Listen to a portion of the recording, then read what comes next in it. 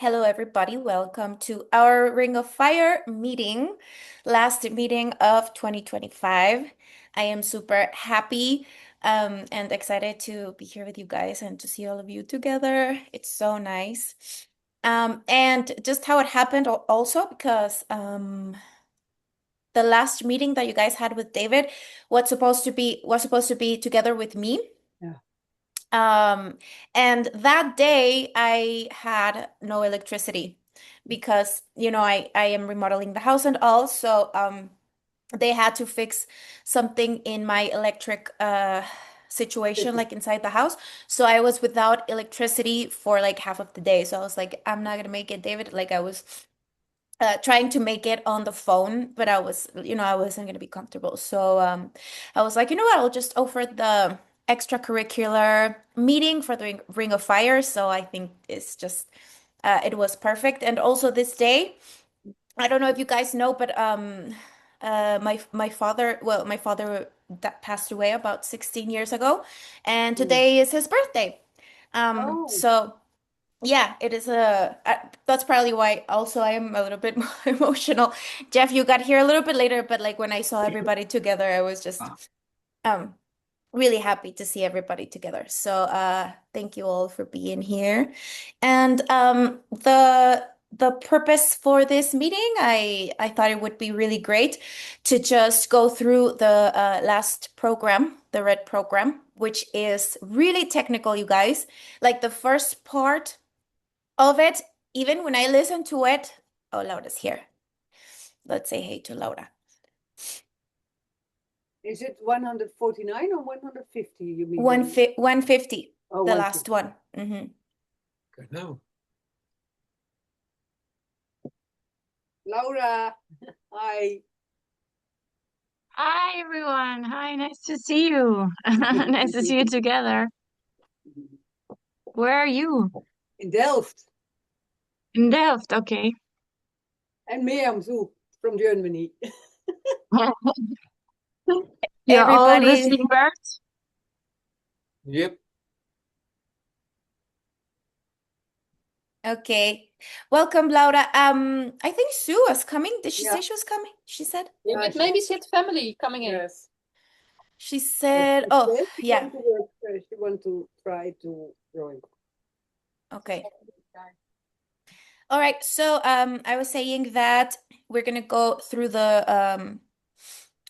red program, and that it is quite technical. So, get ready for that because really, I mean, of course, all the concepts and all the clarifications that Alejandra provides for us are hold on, are super important and enriching, but the most enriching part, I would say, it's always in the code.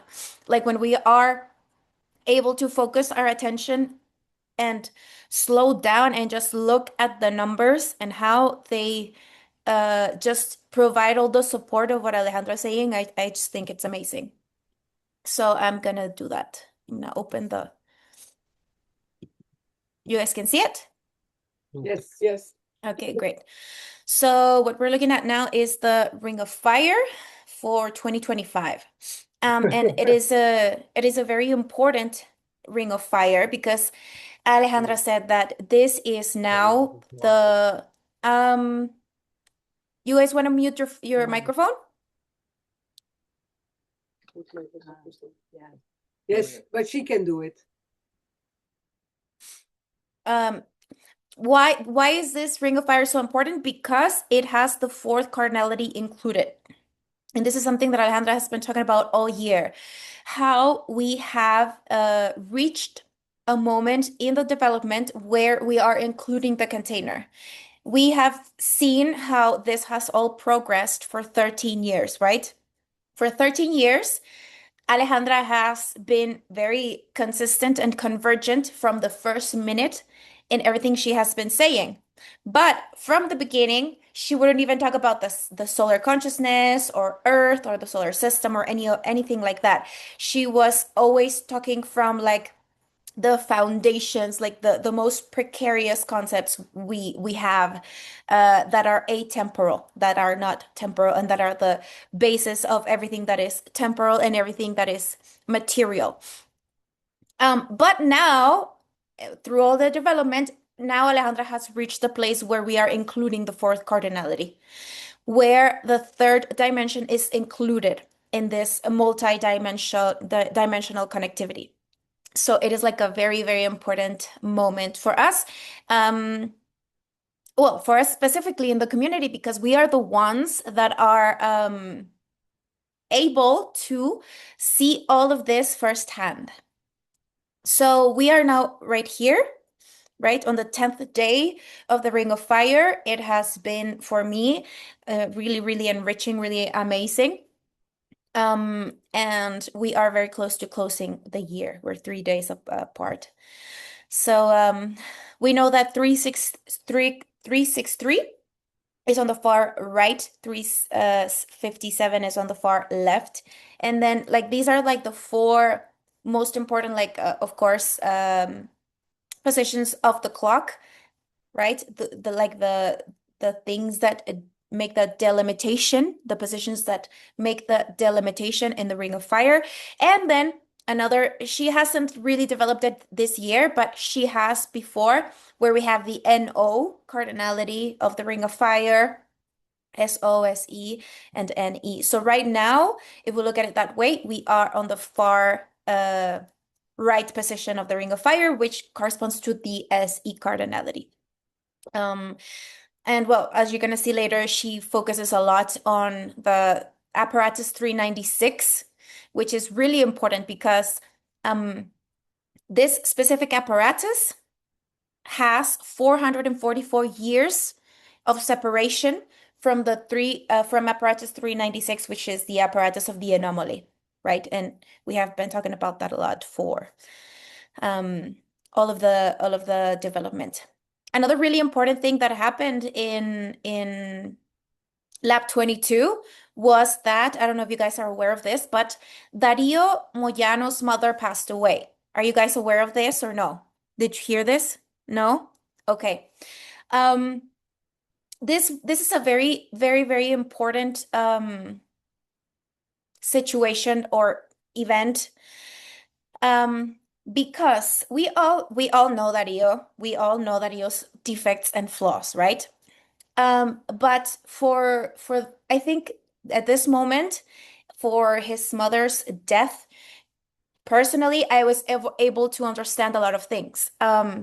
Mainly, Alejandra says that all of the metrics and the position and everything that we are able to see that we're going to look at later in relation to Lucía Retes, which is Darío's mother, in her native metrics, we're going to see that, how important she is, and she names her as LGC's paternal grandmother.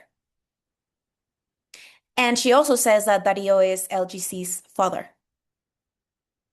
Of course, this is unconscious.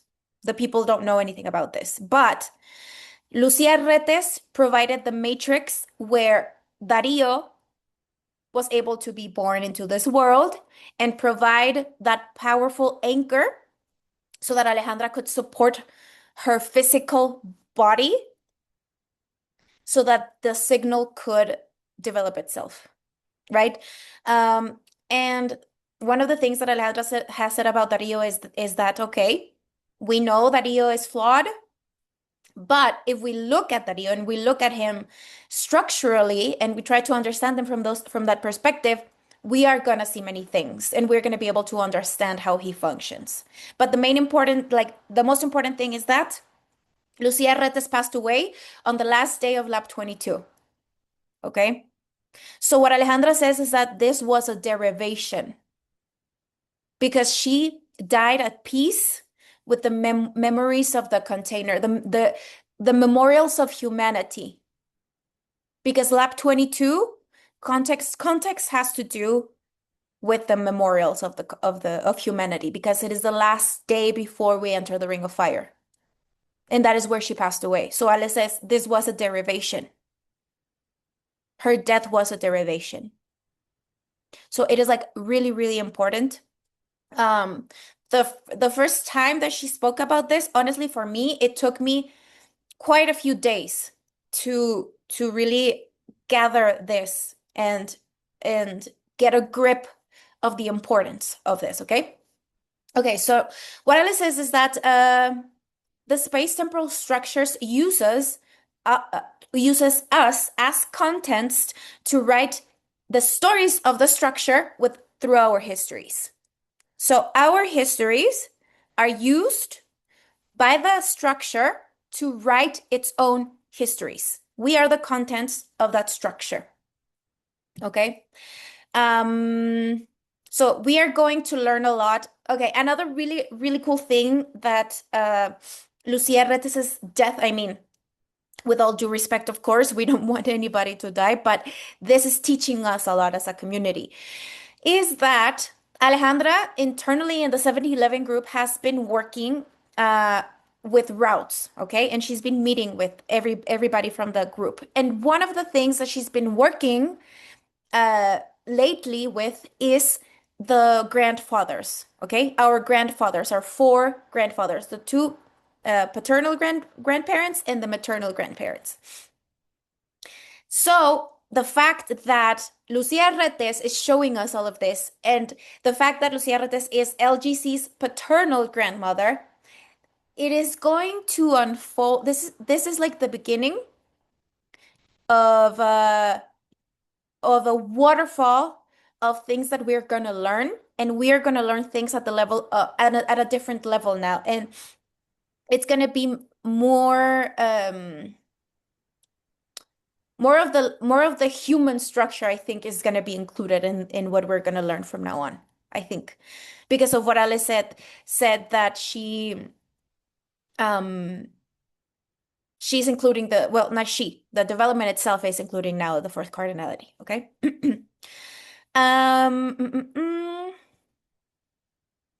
So what we are doing is that we are executing an algorithm that belongs to the container, okay? Now, when we are executing that algorithm, each and every one of us is going to have a bias. Do you guys understand that word, bias? Yeah? Like a specific preference, a specific, it has to do with how I value the things that happen. Yeah? Now, I shouldn't have a problem with my bias because my bias is going to be directly related to my connection, my particular connection. Of course, because I am a particle that is making an interpretation of totality, and I am going to have a specific perspective and a specific interpretation of that totality. So I shouldn't have a problem with my bias. The problem comes when I am completely closed in that bias, where I am not able to modulate anything outside of that bias. That's where the antenna comes.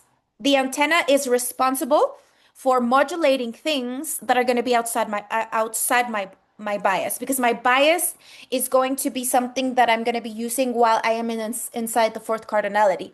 But my antenna is something that is modulated by my architect, and that is going to be what is going to be modulating everything that is not my personal preference, my personal configuration, okay?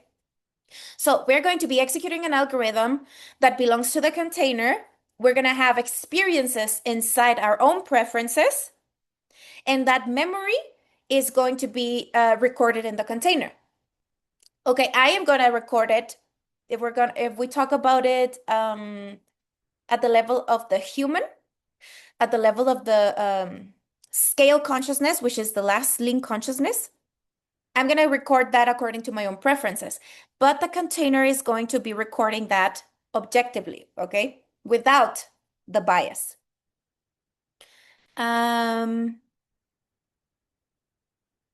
So everything that is not the bias is the antenna, okay? This has been a very revealing year because we have discovered Mendeleev's algorithm. And why are we able to capitalize or make use or have an interpretation of the data that specific data of Mendeleev's days of occurrence in lab 18. Because we have previous concepts, we have previous formation of concepts. Concepts are mental spaces. So we wouldn't be able to interpret anything or capitalize anything about Mendeleev's data if we didn't have previous concepts. Because we have been under an instruction for 13 years. That is the only reason we were able to see something like this. And we were able to see it at a specific moment. This was there even before we were even born. But we were able to see it at the specific moment where we needed to see it, where the solar consciousness needed us to make that to have that consciousness. And Alice says that this is the example of what it means for the fourth cardinality to provide us with the data of everything that we have been modulating with our antennas previously. This is like the example of that. The 70,000 days of occurrence of Mendeleev and the 70,011 days of Mendeleev hugging the 10 missing days, it is just something that's a spectacle to look at, honestly. So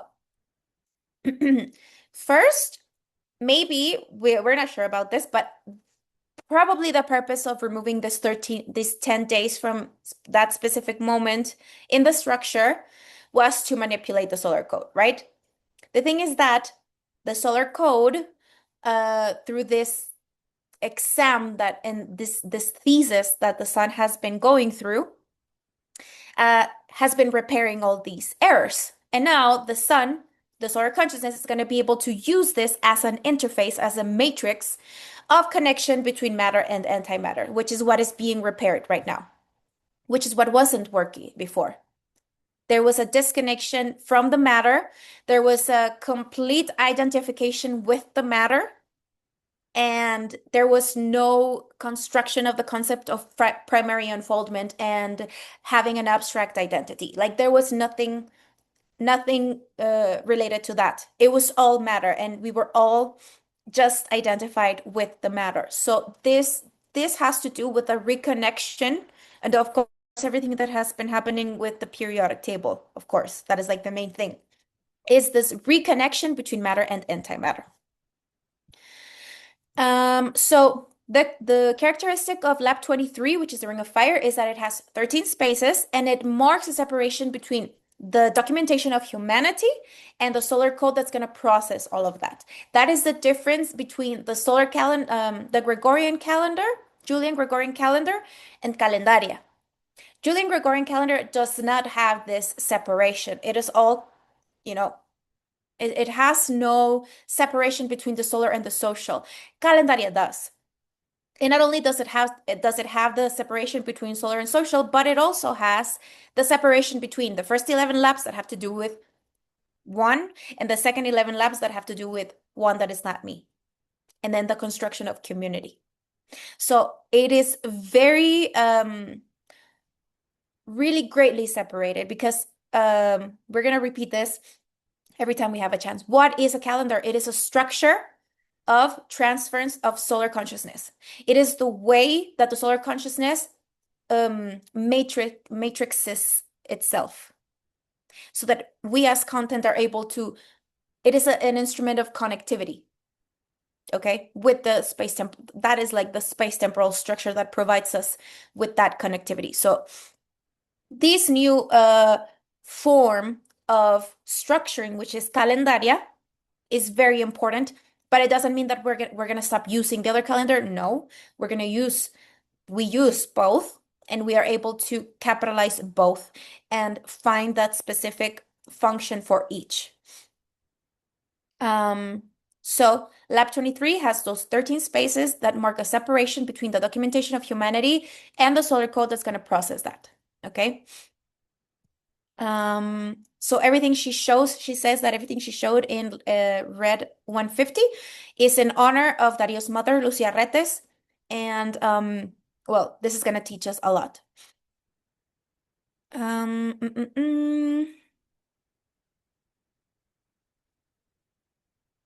this is where she says that all of this makes Lucia Retes LGC's paternal grandmother because she has provided us with the anchor of this development without even knowing. The anchor of this development is Darío, right? For people, this is unconscious because in general, people, all they see is whatever is in their preference, in their bias, right? But what we are looking at is everything outside our preference. I mean, we can see our preference, of course, but what we are learning in LGC has to do with everything that is not our preference. We are forming and training our processor to process a logic that does not need a neurology because it is not from this plane, right? We are learning about a logic that is not human, that is not from the third dimension. We are learning about a logic that allows the third dimension and the human experience to be. Okay, so this is what we are doing. Most people only see whatever is in their preference. What we are trying to teach ourselves to do is to look at everything that is not our preference, everything that is outside of that, which is related to the antenna. The cone is an observer outside the unified field. The foundation is something that has to do with the unified field and those pre-recorded tracks that condition our reactives. Now, she says all of this because in order for us to be born, and this is what we can say is part of the definition of what a framework contract is. You are a particle, subatomic particle. You want to have a material experience as a human. We need to make a contract with the memories of those containers. So we project ourselves into a specific container, and then we make a kind of like a cloning of those memories so that we are able to have anchor, and that's what we are able to have a belonging, right? But those memories are not our own. Okay, we are cloning those memories so that we can have an anchor, so that we can exist here. So this is why she says that these pre-recorded tracks condition our reactives, because most of our reactives, most of the things that make us, if we don't have any kind of consciousness, solar consciousness, then we are going to be operating basically on reactives. But what are those reactives? Those are the memories that we have cloned from the container. So most of those are not even our own. Now, if we do have that consciousness, even if it's just a little bit, we're going to be able to neutralize those reactives. We're going to be able to identify them as something that is not our own. This is not mine.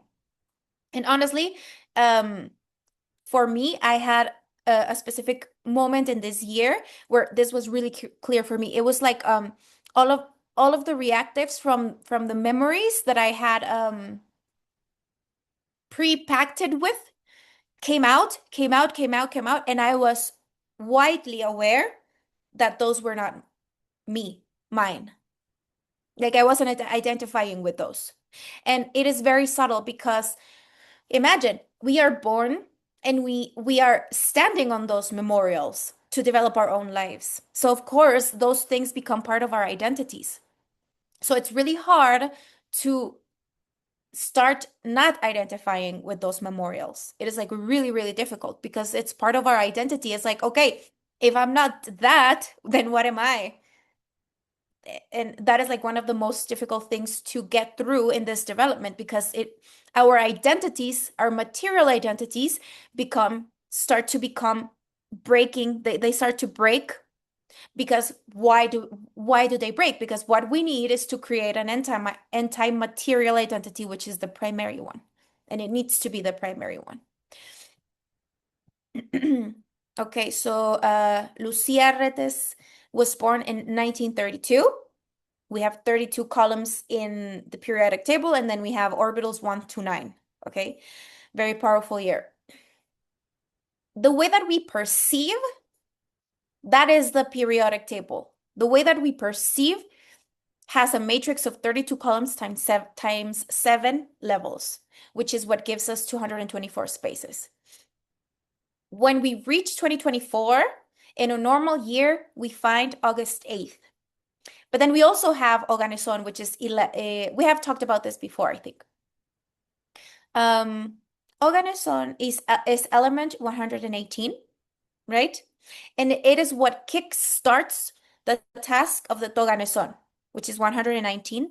And then from 119, we have all the way to 148, which is the 30 spaces of the promise of the Toganesón. What is the promise of Toganesón? It is providing a base 21 connection. Base 21 is Earth and Sun, what is in between, right? Coming and going. The base 21, that's going to allow us to update and manage the updates of the collective octave of the context in antimatter so that the octave that is functioning does not break and that we disappear. Okay, so when we work in antimatter using the primary unfoldment, all of the occurrences that happen inside the field get through that hydrogen bridge, which is what Ale calls the hydrogen bridge. The 30 spaces, the 30 pink spaces, Alejandra names them the hydrogen bridge. And this bridge has a specific task, which is what we named before. So the relationship between Oganesón, which is 118, and the relationship with the 11th of August is the Barratal. The Barratal is a very complicated concept. We shouldn't be expecting to understand everything about it, but it is very important because it's 951. Barratal 951, the update of the administration of the receiver. The update of the administration of the receiver. How is a receiver administrating itself in the matter? Is the receiver connected to the antimatter? Then it's going to be able to be updated. If the receiver doesn't have that, then it's not going to be able to administrate its updates. If it's not connected, it's going to be updating according to the mutation of the unified field. It doesn't mean that they're not going to be updated. They're just going to receive that update. We can say already made, instead of managing it manually, internally, personally. Yes, depending on each one's interdimensional infrastructure, we're going to be able to administrate those updates or not. Okay, but we're going to be learning about all of this.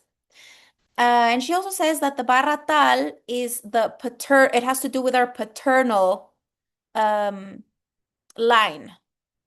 Barracual has to do with our maternal line.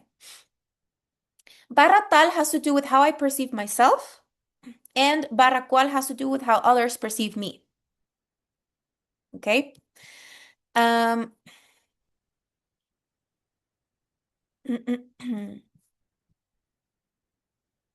Okay, another really important metric. Told you this first part is a little bit hard to get through because it has a lot of metrics, okay?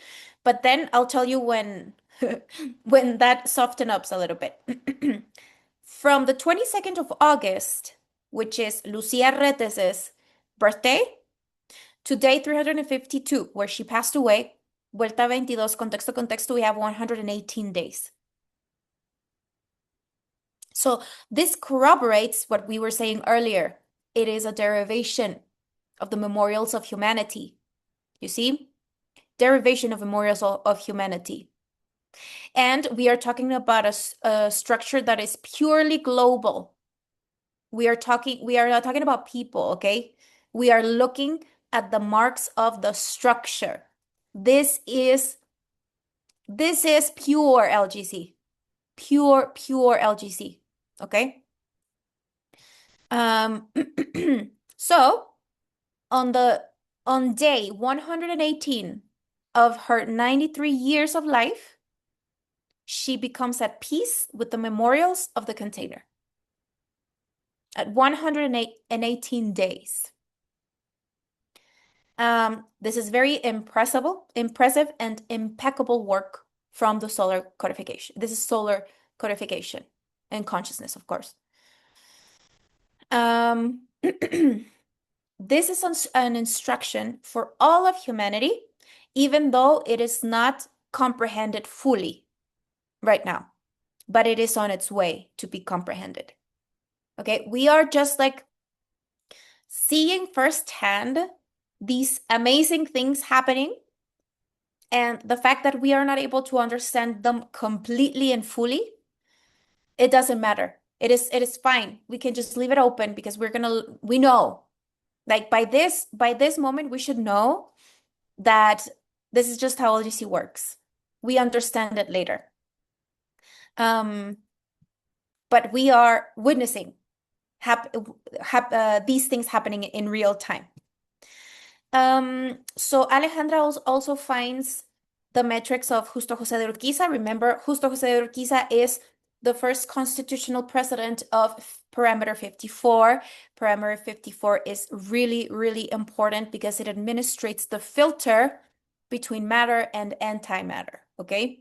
So Justo José de Urquiza, and we know there is like this huge development of Justo José de Urquiza and their relationship with Ale personally, because she a direct descendant of Justo José de Urquiza was Alejandra's first boyfriend and her first partner. They had a business and editorial and all of those things. Okay, so it is like a big, big, big history in relation to that. But what do we find here?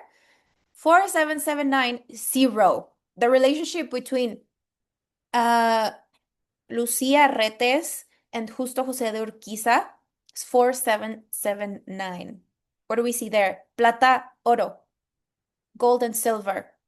Gold has to do with the parabolic antenna, our connection to the universe. Silver has to do with our connection with the unified field. So everything converges. We are including the third cardinality. We are including the third dimension, the fourth cardinality. The unified field is included in this reparametrization of the solar consciousness. Her solar day, that's why she was looking at 118 and the 11th of August and the 224 spaces of the matrix of the periodic table. Lucía Rete's solar day is 705519. We have apparatus 507, and we have all the digits of the barra tal.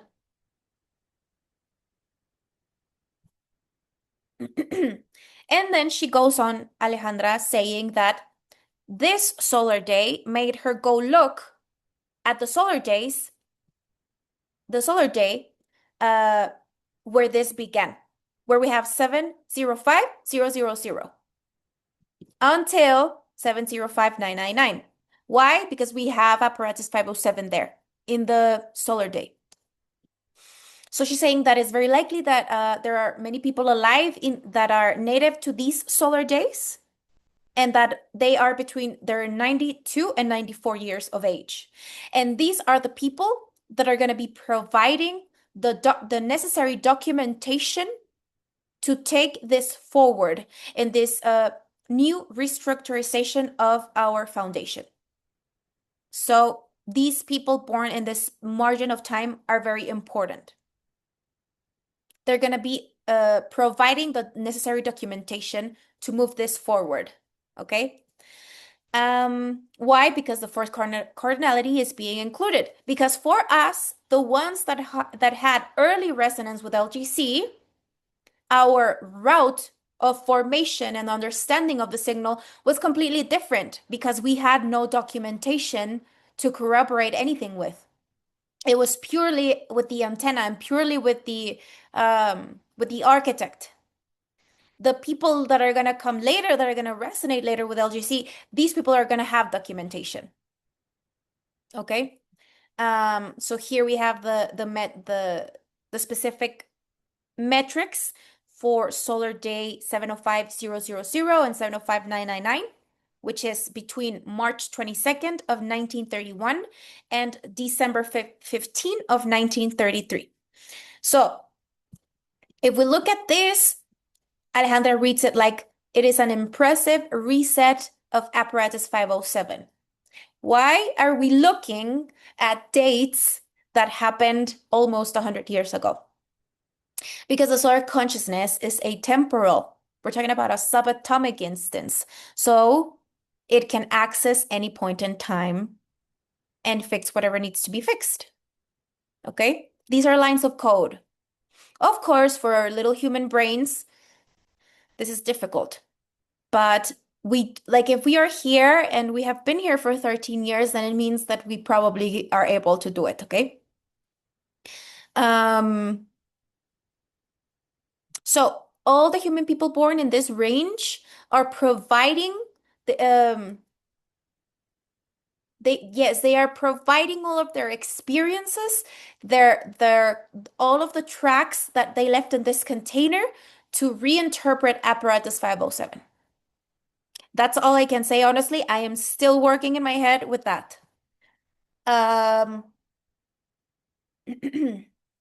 So we have the last of the solar days that have those initial 3 digits in relation to apparatus 507 is the 15th of December of 1933, and Alejandra reads this as: we are doing a logical hinge, 15, of the external source, 12, and reinterpreting 33, which is the total capacity of perception of the third orbital as a collective. Logical hinge of the external source.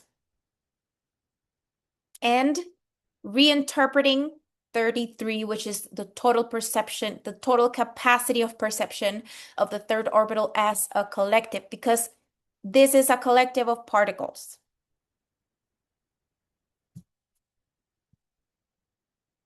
Okay.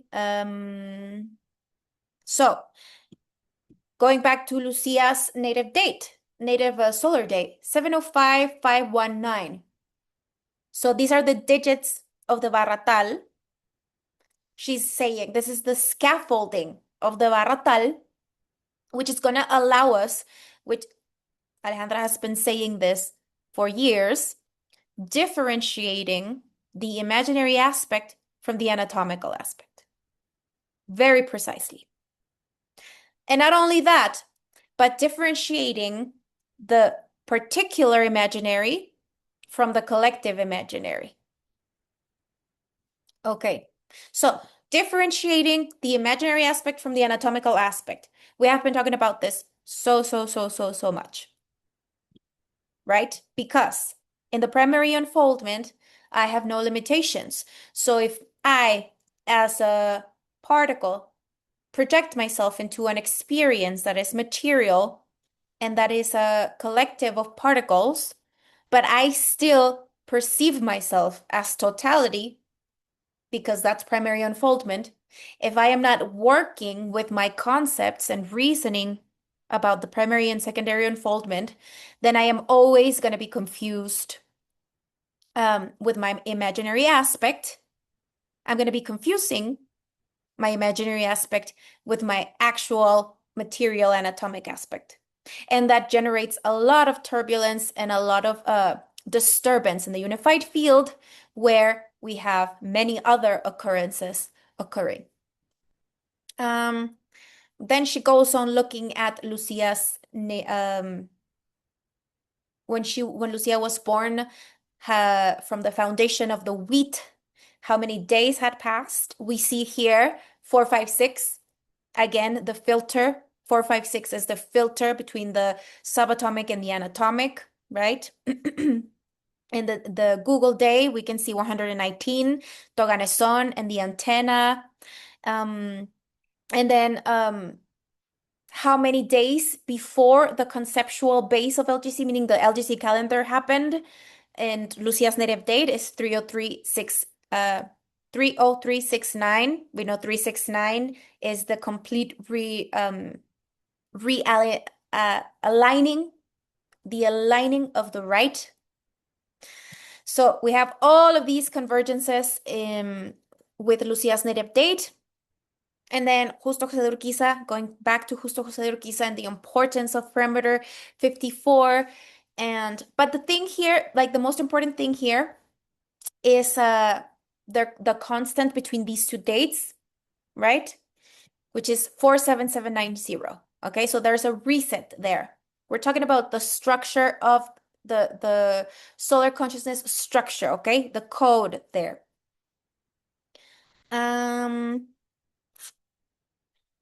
So this matrix, she's talking about Lucia, made as a matrix to provide a kid that's going to be the anchor of this signal, is because she was bearer of all of these metrics. All of these metrics were there previously to Darío being born and providing the anchor for this signal. Because without Darío, this couldn't happen. Alejandra didn't have that capacity in her own receiver. She depended fully on Darío for years. Until Alejandra was able to mature her material, because she was basically purely immaterial. She was, oh, I don't know how she was even materialized. Okay.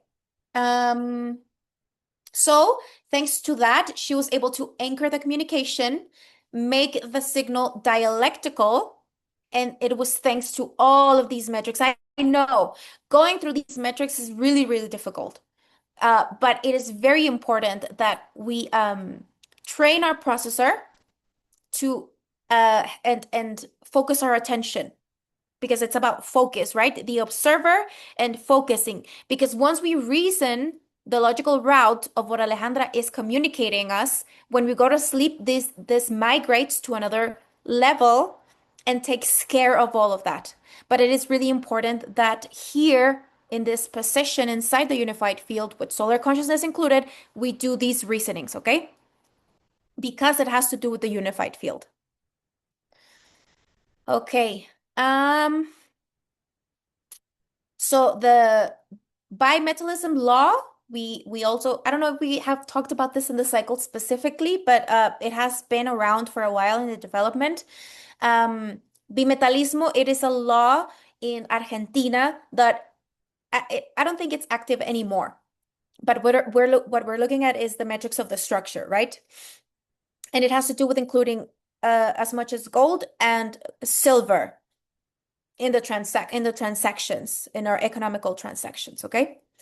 So Lucia's variable with this date of the law, 18552, which is the strict present.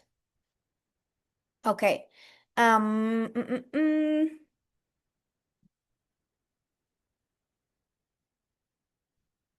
Another piece of data that we need that we have is that Dario's first wife, her name was Argentina. I mean, Alejandra's is saying like this is like a sci-fi movie. It's like so, like right there. Okay. So, outside of the human bias, there are many variables that we are never going to understand if we don't have an interest of understanding the logic of the container. Okay? So, understanding the logic of the container, if we don't understand the logic of the container, that is exactly what is going to put pressure on our central nervous systems. Because there is a situation of the structure that is going to be trying to resolve itself through us, because we are the content of that structure. So most of our human conflicts, no, not most, all of our human conflicts are a representation of a conflict of the structure. Okay, so what is anticipation? Anticipation has to do with the antenna. And the antenna, what does it work with? Everything that is not our preference. Here, we are particularly inserted with a particular preference, and that is perfect. We shouldn't have a problem with our biases, because that is like how specific we are going to apply these resources in a specific point. The thing is that we shouldn't be anchored there. Our antenna needs to be active, working with all of the things that are not our preferences, and that is what anticipation is. The antenna syntonizing it into everything that is not our bias, which is going to provide us anticipation.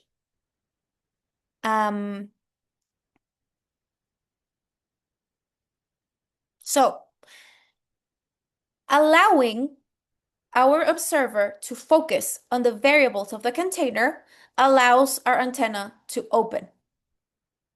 When the antenna opens, the walls of the preference become permeable. And that is where we begin to have an intuition. And intuition is the place where we can apply that anticipation.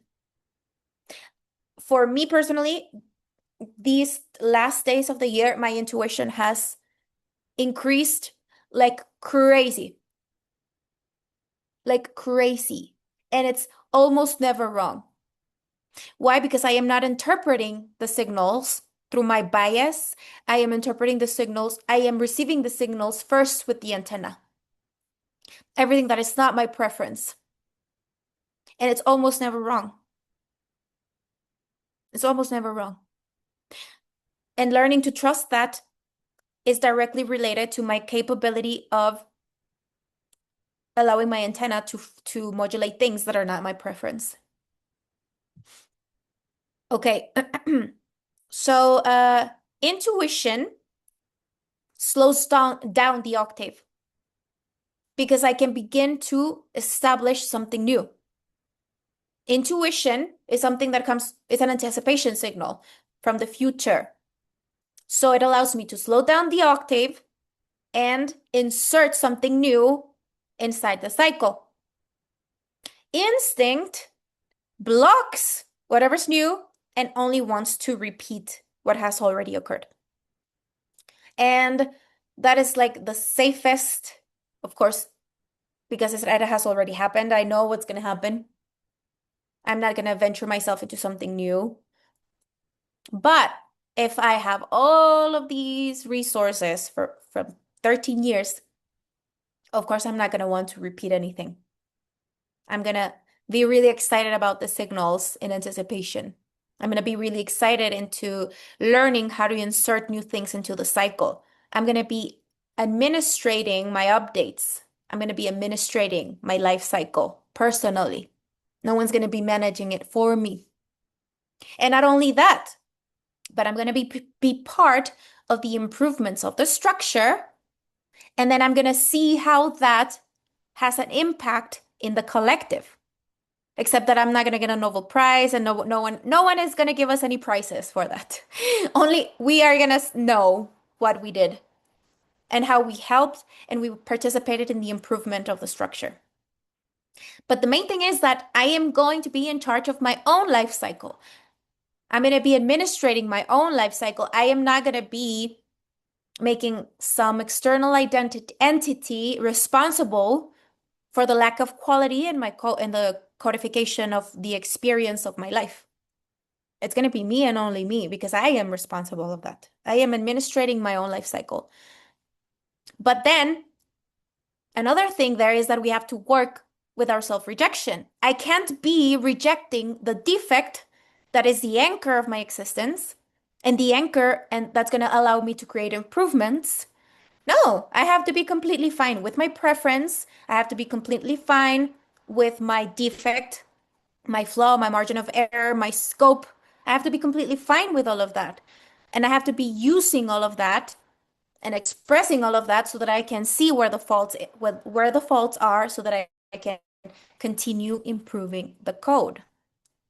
But as I am improving in that area, I am also working in the improvements of the structure itself because we have those licenses and it's a lot of responsibility. It is easier to just say, oh, let the unified field just fix that for me. I don't have time. That's fine. Someone else is going to do it. But then don't complain if your life experience doesn't have the taste you want it to have. Well, you have to go to the kitchen then. Okay. Instinct accelerates the octave. Intuition slows it down.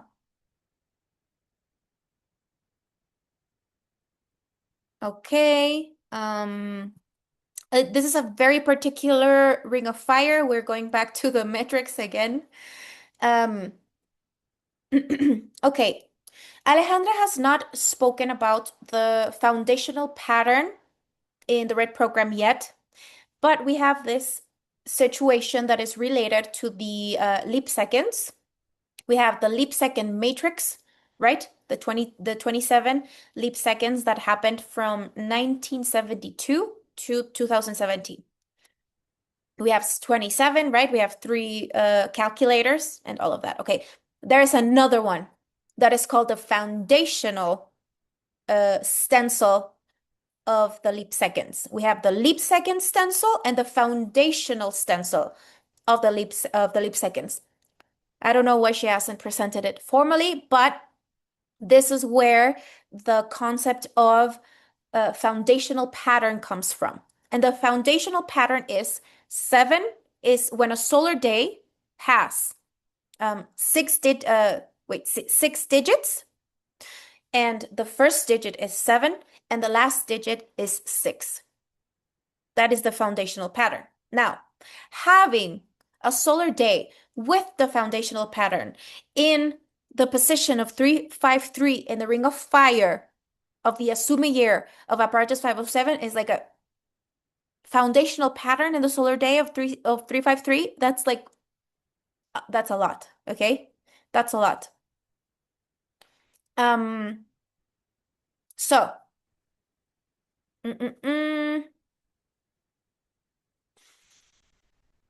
Alejandra always says that her market is the little hydrogens of the universe. Why? Because the sun is made up of little hydrogens, okay? So if the solar code is of really, really good quality, then more hydrogens of the universe are going to want to come and experience that codification. But of course, they're going to all of the I don't know if this is correct or not, but like the experiencers of the universe came here and did whatever they wanted because the code was a little loose. But now that the code has better quality, then more interesting hydrogens are gonna wanna come here and experience that. Meaning that if the code is better, the quality of the content is gonna be better as well.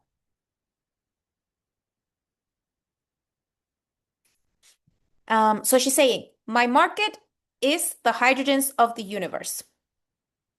So if as a collective, as a solar collective, solar consciousness collective, we offer a really good quality code, then our star rejuvenates, becomes young.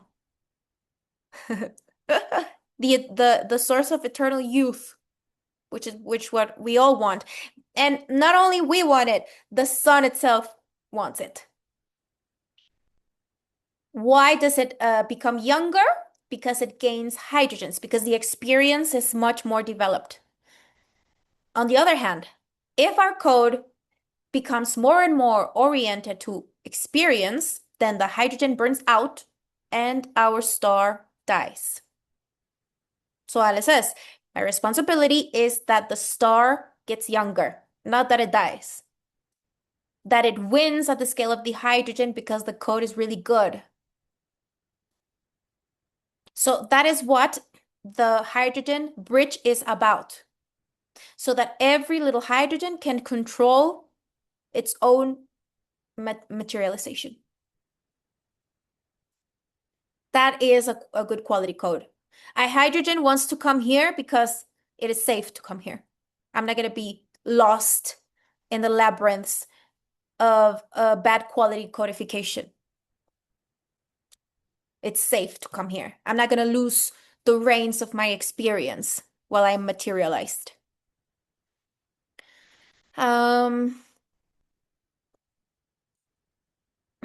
Okay, so from this perspective, to have an anticipation is to be connected to the primary unfoldment. Because if we don't have that, then it can't happen. So how do we get back? How do we recover our primary unfoldment? Reasoning. Reasoning and assimilating that the primary identity is the imaginary identity.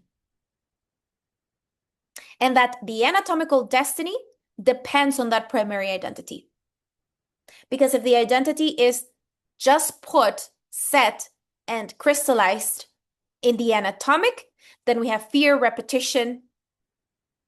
Okay, it is burning hydrogen. Literally is to make the star die.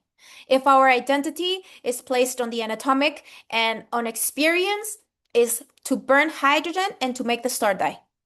That's basically what is happening. We are in this big moment, like this transition, whether the star begins to gain hydrogens or it begins to die. Let's take a break, you guys. 10-minute break. I'll be right back, okay? Yeah. Is the 10 minutes already gone, Denise? I Okay. think so. Yeah, Okay. I didn't actually check when we began. Are we? Yeah, it's very interesting, Denise. It's a lot of metrics. Do you hear me?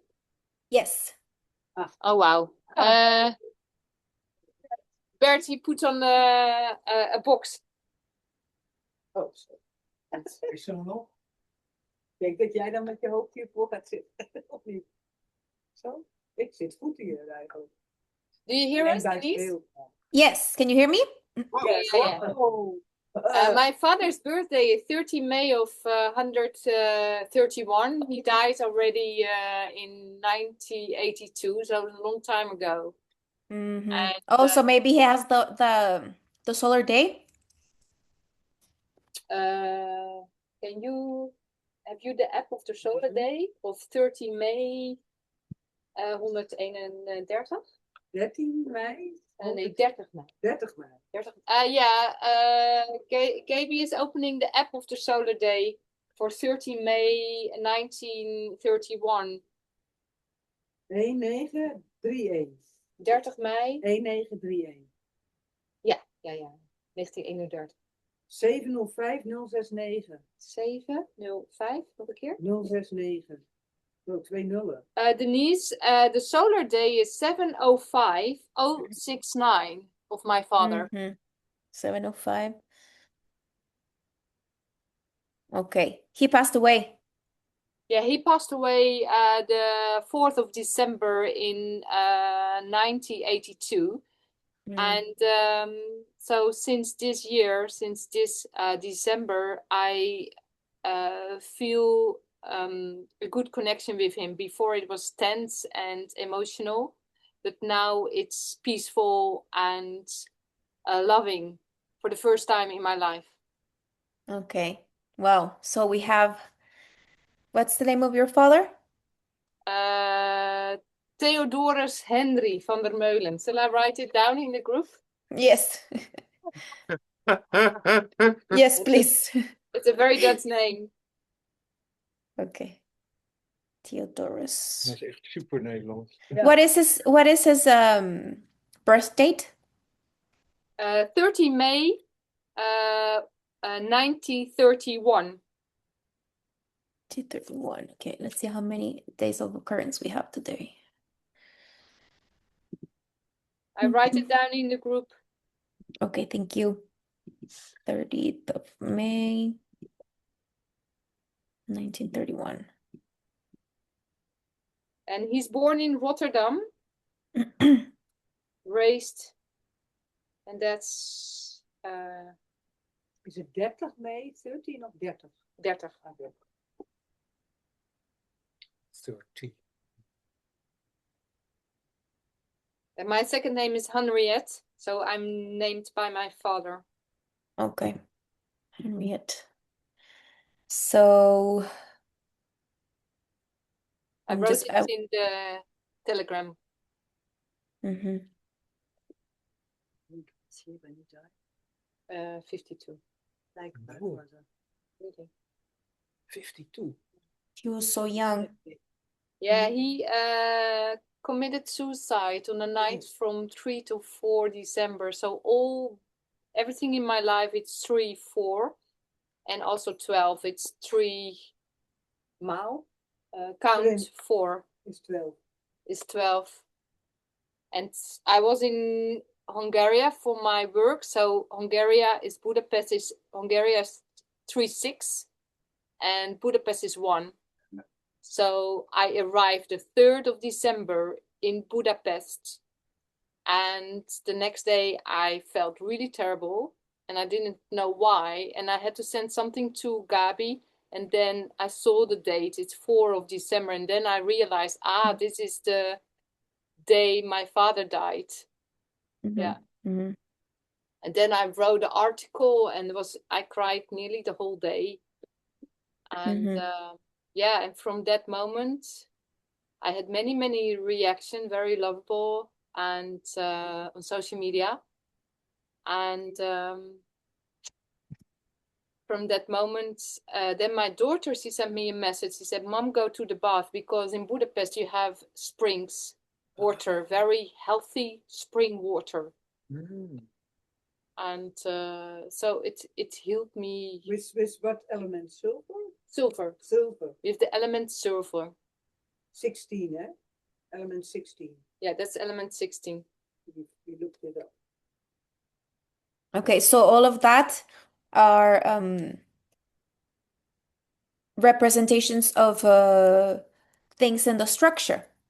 The thing is that what we're doing in LGC is we're training ourselves to be able to pinpoint those errors in the structure. Okay?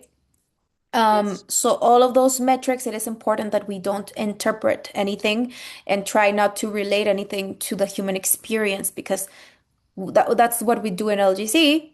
What we do in LGC is catch defects in the structure. Yeah. That's what it's for. So simply looking at the metrics without making any associations, it is very important that we don't make associations. Yeah. And just going to sleep and allowing that to migrate, that's enough. Okay? Clear. Thank you, Denise. Okay. So we're gonna continue with what she's been talking about all along. To assume that task of the Toganeson in the imaginary as a priority is very important, okay? So we have those 224 spaces of the table, but we have 106 spaces. These spaces together with from 119 to 224, we have 106 spaces, okay? What is 106? It is the relationship between 1 and 6. What is the relationship between 1 and 6? That's the agenda. Remember, I'll explain that in one program of Red. 1 with 6 is agenda. The captation of the collective memory where we all have a destiny inside a unified field. So 106 is a connection with the agenda, where before this happened with the periodic table, that agenda was not programmed. So that's what we're doing. There was like an opening for an external administration of the agenda and of course of our destinations inside the unified, our anatomical destinations inside the unified field were externally managed. Now what's happening is that they're going to be locally managed by the solar consciousness, of course. Okay, so from 119 to 148, we have 30 spaces of the promise of Toganeson. Now, without those 30 spaces of the Toganeson, because we can see here, we have different types of spaces in the table. We have all of these, right? The ones that have elements assigned. We have the spaces of Toganeson, the 30 spaces of the task of Toganeson, and then we have the spaces in black. So what Alejandro is doing is removing those 30 spaces from the 106 spaces, and we get 76. And we can see again the foundational pattern. What is it that we are going to found or establish? Foundational pattern. What is it that we're establishing? Then she goes on, and so this is how she counts it. This is column 1 and this is column 32. Okay? Because this is the way that we're going to be routing the spaces, the elements vertically, beginning from lap 15, right? So this is column 26. 26 is the y-axis. And where are we standing? Where are we standing here? On space 149 and 150. This is Alejandra in red 150. Okay. And next year we have year 2026, which is the recreation of the y-axis. She's saying that in 2026, all of us are going to have a new framework contract. Okay. So there are many, many things happening all together. There is a hyper-convergence that LGC has from the beginning. And the more concepts we have, all the people that had this early resonance, now we have the data, and this data is able to give support to those concepts that were previously constructed in different moments of LGC. That's why Alejandra always says that it is very important to leave the fourth cardinality open. Why? Because we want the unified field to do what it needs to do. Because the fourth cardinality is public. We have no reach there.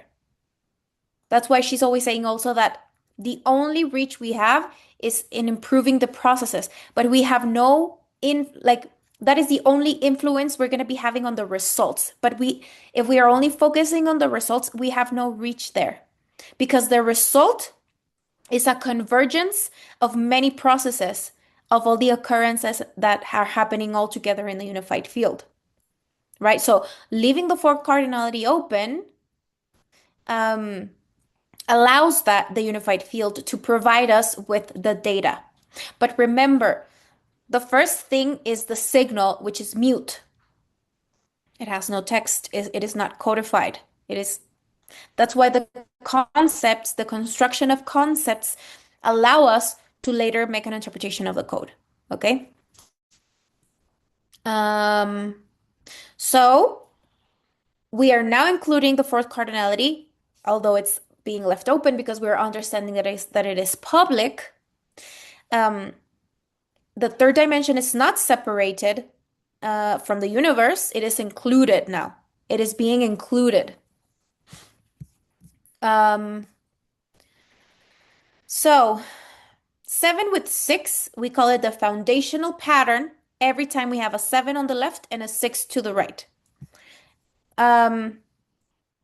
Why? Because it is the observer adding space to the collective memory. 6 is related to the collective memory.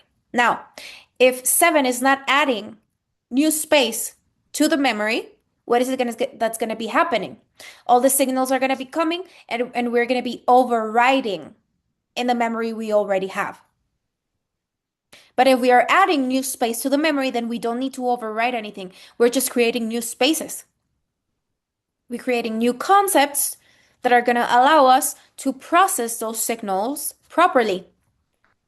And they're not going to be confusing us. Instead, they're going to be providing us with clarity and lucidity. Okay, so then we go on and look at apparatus 507, and this is like really important, you guys. I know this may be a little bit hard to get through, but it's like really important that we get through this right now in the Ring of Fire. The importance of the connection between apparatus 507 and apparatus 396. Okay, it is very, very important because it is 444 years and 111 apparatuses. It is the administration of the anatomical destination. 4 with 1. Okay? 444, 111. 111 apparatuses. And 444 has to do with synchronized anatomical destinations. The synchronization of all of our anatomical destinations. I mean, that is like a big deal because this is what the fact that this part of the code was failing is what has been taking us to the edge of destruction. The fact that our anatomical destinations were not synchronized. So lab 23 is going to be the only lab that is not going to have any elements assigned because it's going to be the one that is going to connect all of the documentation of humanity with antimatter. It's going to be the interface. Okay? Okay, so between 396 and 507, we have 111 apparatuses in 444 years. This is like a hyperconnectivity. Now we're going to look at the Asume year of which is 25 this year, and the Asume year of apparatus 396, which is 1581. Okay, year 1581 is the year prior to the anomaly. And what is 1581? It is having a mind for the context. If we don't have a mind for the context, then I am only gonna have my preference and I am going to operate like fixed on my preference. And that's why I want to clone everybody because my preference is all I have. And that's what has what has been interfered. Okay? So the solar day, we have here the solar day of day 353 of year 1581, which is 577448. We have the consciousness of parameter 54 and 4884, which is logic and function. Okay. So 1581 is the mind that receives the entorno. But if it doesn't receive the entorno, it is biased by that entorno. So it's not the same thing. So the logic and the function of the processor, here we have logic and function of the processor, changes completely whether or not you have the consciousness of parameter 54, which is the filter between the imaginary identity and the anatomical identity. The logic and the function of the processor that has to do with the mind and the context changes completely whether or not you have the consciousness of parameter 54, which is the filter between the imaginary identity and the anatomic identity. We're talking about the level of the processor. Okay. Okay, now we're back on 2025. And we can see here, where is it? I don't have the image right here, but the solar day of day 353 of year 2025 is 739606. So we not only have the foundational pattern there, we also have apparatus 396 and the reset of the memory, of the collective memory, solar reset of the collective memory. Okay, so there is a reset in the collective memory, but there is also the foundational pattern, which has to do with adding space to that. Now, the most important thing here is year 2026. Because, okay, if we put the, I don't have the image, sorry. If we put the relationship between the Asume year of apparatus 507 and the Asume year of apparatus 396, we have 444 years, right? Now, that same relationship between the Asimila year, which is 2026, with the Asimila year of apparatus 396, which is 1582, that's also going to be 444 years. You follow me? Same with the next 2 years, okay? If we take the metric according to Asimila year with Asimila year, Decida year with Decida year, etc. Now, 2026 is going to be 444 years directly connected with 4 years prior with 1582. So it's an asimila year as well. 2026 is extremely important because of that, because it is also an asimila year. Okay. Okay, so in apparatus 396, we have 10 missing days, and we know that Alejandra assigned 10 elements to that. Those 10 elements are going to be an antimatter, a logical hinge that is going to allow us to update the static. Why update the static? 396, the perception of the static. Okay, those 10 elements in antimatter are going to be the hinge that are going to allow us the update of the static. And then she talks here about apparatus 493, which is to assume the paradox. The paradox of what? Of me being a product of the solar consciousness and being able to change something in the solar code. That is like the paradox. 1969. Yes. Was it in a similar year for the 10 missing days? 1582. 82. So it's yes. Mhm. It's a yes. Yeah. It's going to be 4 years. Right, but it was the same. It was difference. 1582 that had the missing 10 days. Yes, but we are looking at 1581 because it is the Asuma year of that apparatus. Yes. Mhm. Yeah, but 2026 corresponds, right? It's the 444 years from the 10 missing days or the 111 apparatuses. Correct. Yeah. Okay. Got it. 111, yes. Wonderful. Okay. So, whoever has only the human experience scale, all the changes are going to come in that scale. But whoever has a little bit of more scope is going to understand what is happening on the main instance. The main instance is antimatter. This is all happening in antimatter. So if we have a little more scope, we're going to be able to comprehend everything that is happening in the second instance. We're going to be understanding why that's happening because we have a little bit more scope to understand what's happening in the first instance. But whoever's more open, it's going to have an amazing perspective of everything that is happening. But whoever is more closed, everything's going to be symbolic. The symbolic area is the last link. It is the preference of the human experience. All of this is available, but it depends on every particular scope. Okay? Because the subatomic instance is not mandatory. It is optional. So if it itches, that's why we're here, because it itches. The subatomic instance itches. That's why we're here, sustaining all of this heavy stuff. Okay? But if it doesn't itch, that's fine. Someone else is going to be dealing with all of that. Okay?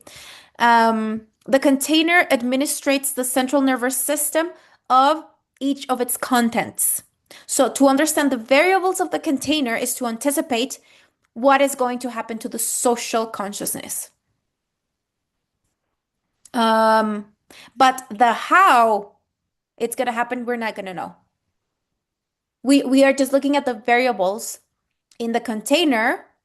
That's like the anticipation, but we're not going to know how it's going to unfold because that's going to depend on the variables of execution of the unified field. That's why we leave the fourth cardinality open. It's not within our reach. It is a public area. So whoever has solar consciousness and solar consciousness, that those people are going to enter into a scalar growth of consciousness. The ones that only have social consciousness, yeah, it doesn't mean that there's not going to be an update, that there's not going to be an upgrade, but it's going to be always from the human perspective, from the human experience. It's going to come given by the unified field, not from the solar code that provides it. So it's a different scale of consciousness, okay? This is the difference in days, okay? We know that it's 444 years, but this is the difference in days from day 353 of 1581 and day 353 of 2025. This is it. 162158. I'm not gonna go very much into that. It's a lot of metrics, a lot of metrics. The thing is that it changes, okay? Because on the asimila year we have the anomaly. So this is the last year where we have this constant between line of code and line of code. Because if we look at it in the asimila year, 2026 and 1582, it changes to 62. So here we have 52, which is mind. There's a mind. And here there is no mind. It's a collective memorial. So whoever doesn't have a mind for everything that we have been talking about is going to receive it through the memorials. Okay? This is what this code is saying. In this situation, in this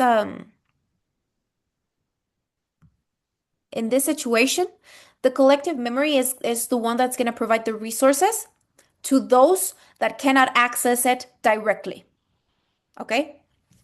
That is the summary between the difference between this and this.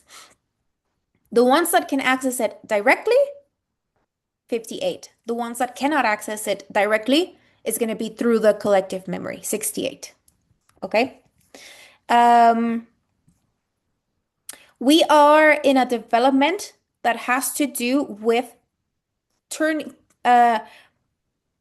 into a dialectical order the primary unfoldment.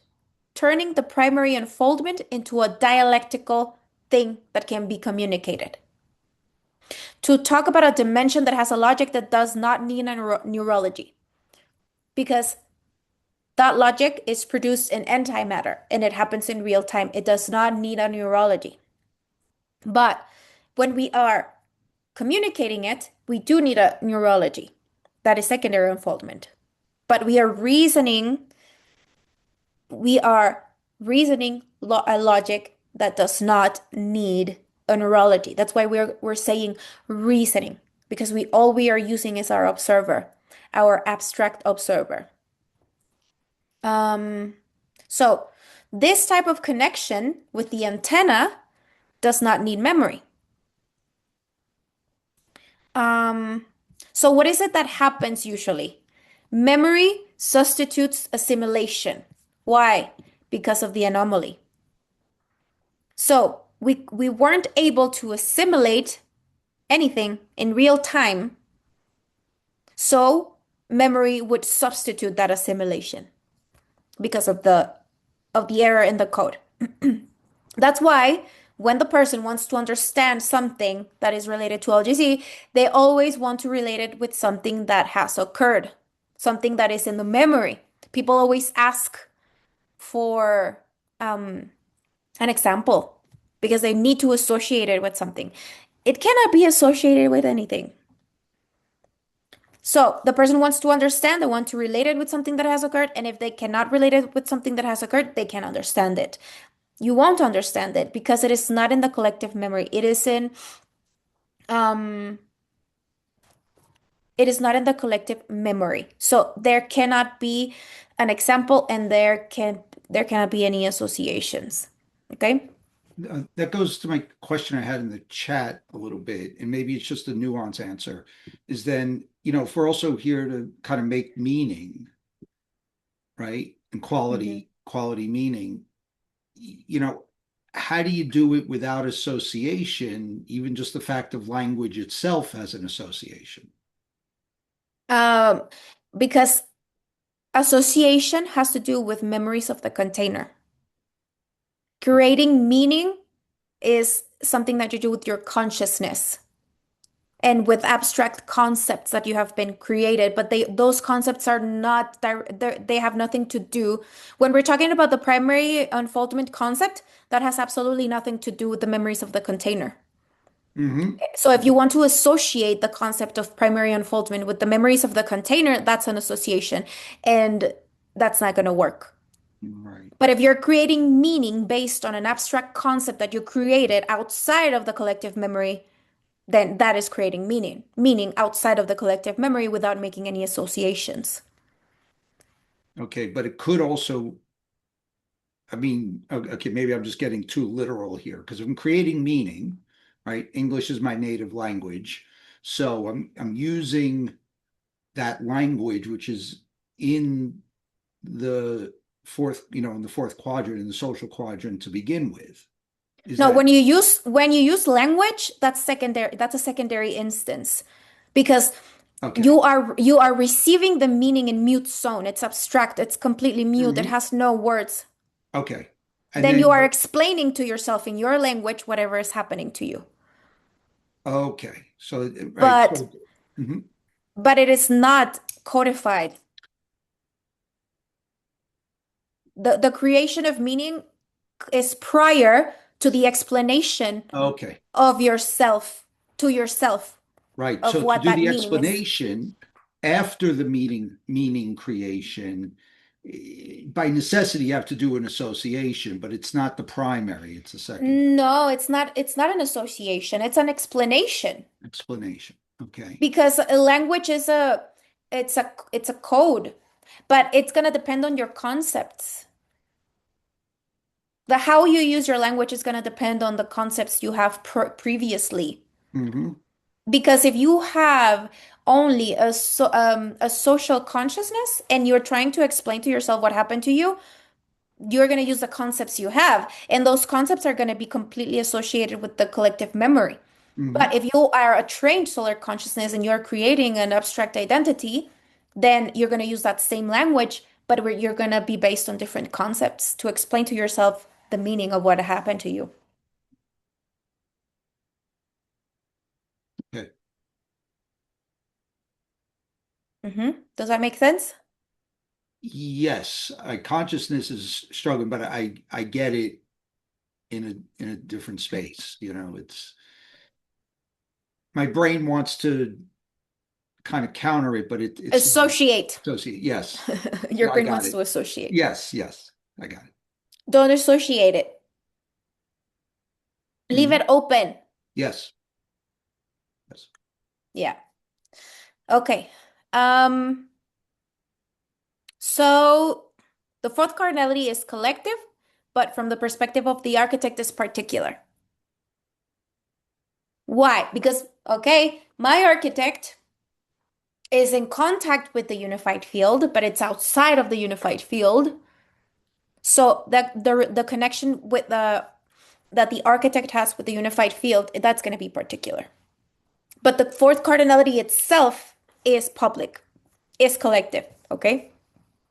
Um, so what we are elaborating is the particular access to the collective. I mean, I want to be the architect, I want to be the one in charge.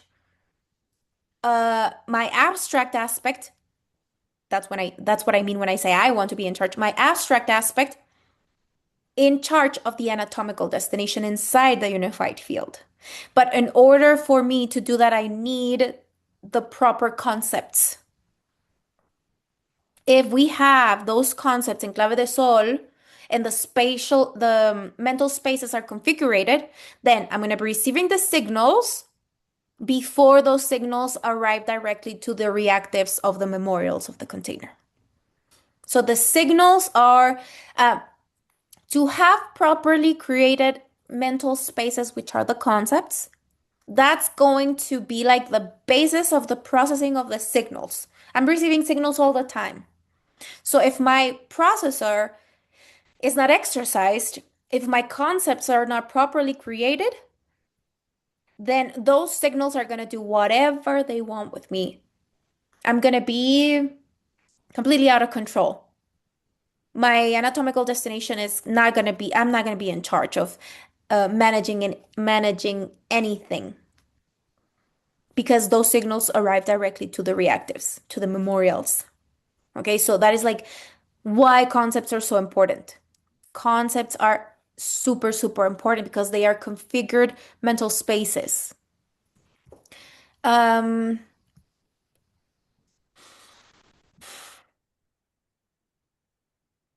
Okay, so here she shows the solar days of year 2026, of the last 13 days of year 2026. She's showing the solar days. And what can we see here? There's a direct relation to the leap seconds. Look, 1971, 1972, 1973. See that? The leap seconds.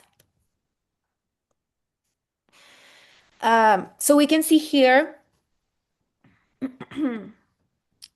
this is part of what I explained earlier. I am not gonna dare to explain it to you completely, mainly because it's like huge, and secondly, because Alejandra hasn't presented it officially. But this is part of it, okay? These are the first 9 spaces of the foundational matrix of the leap seconds.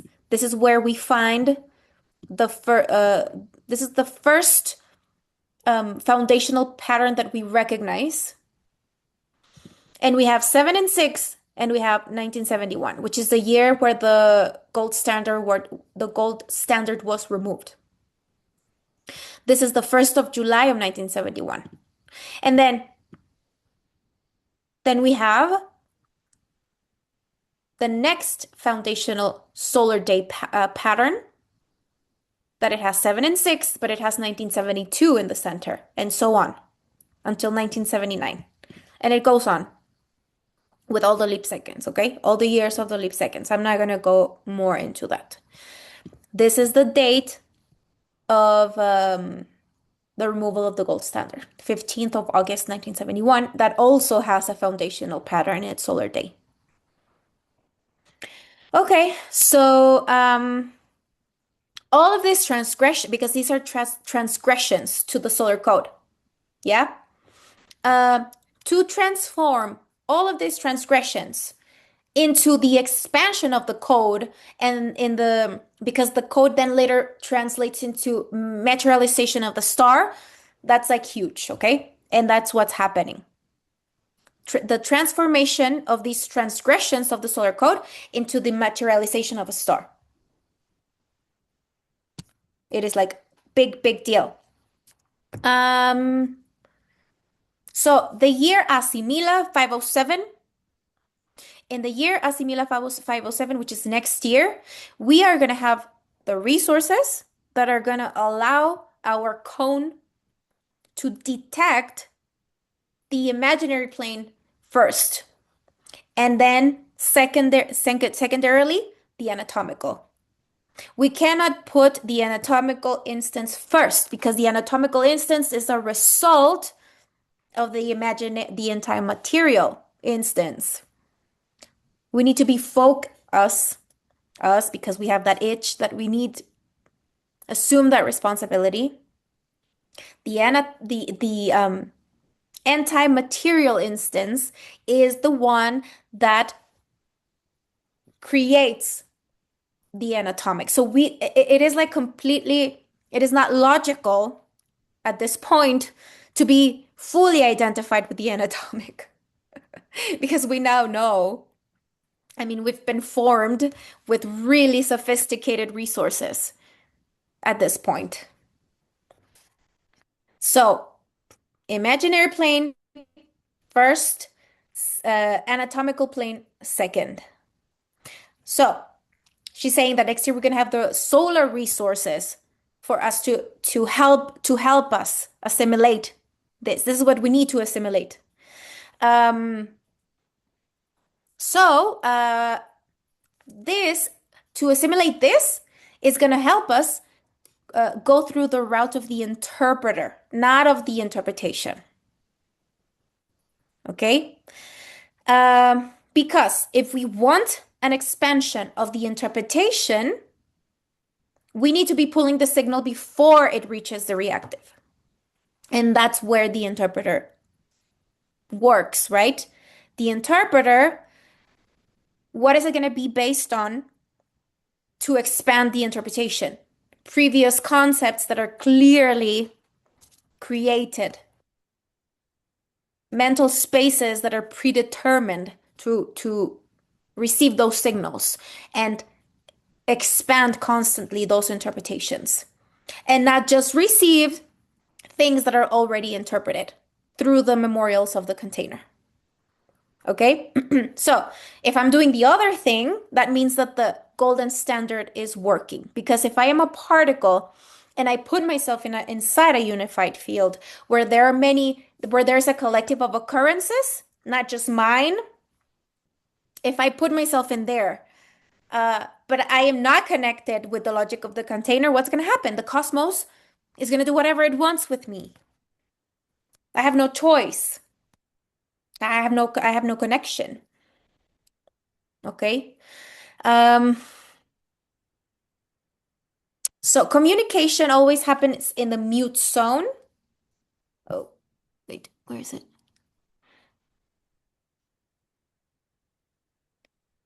I lost my thing.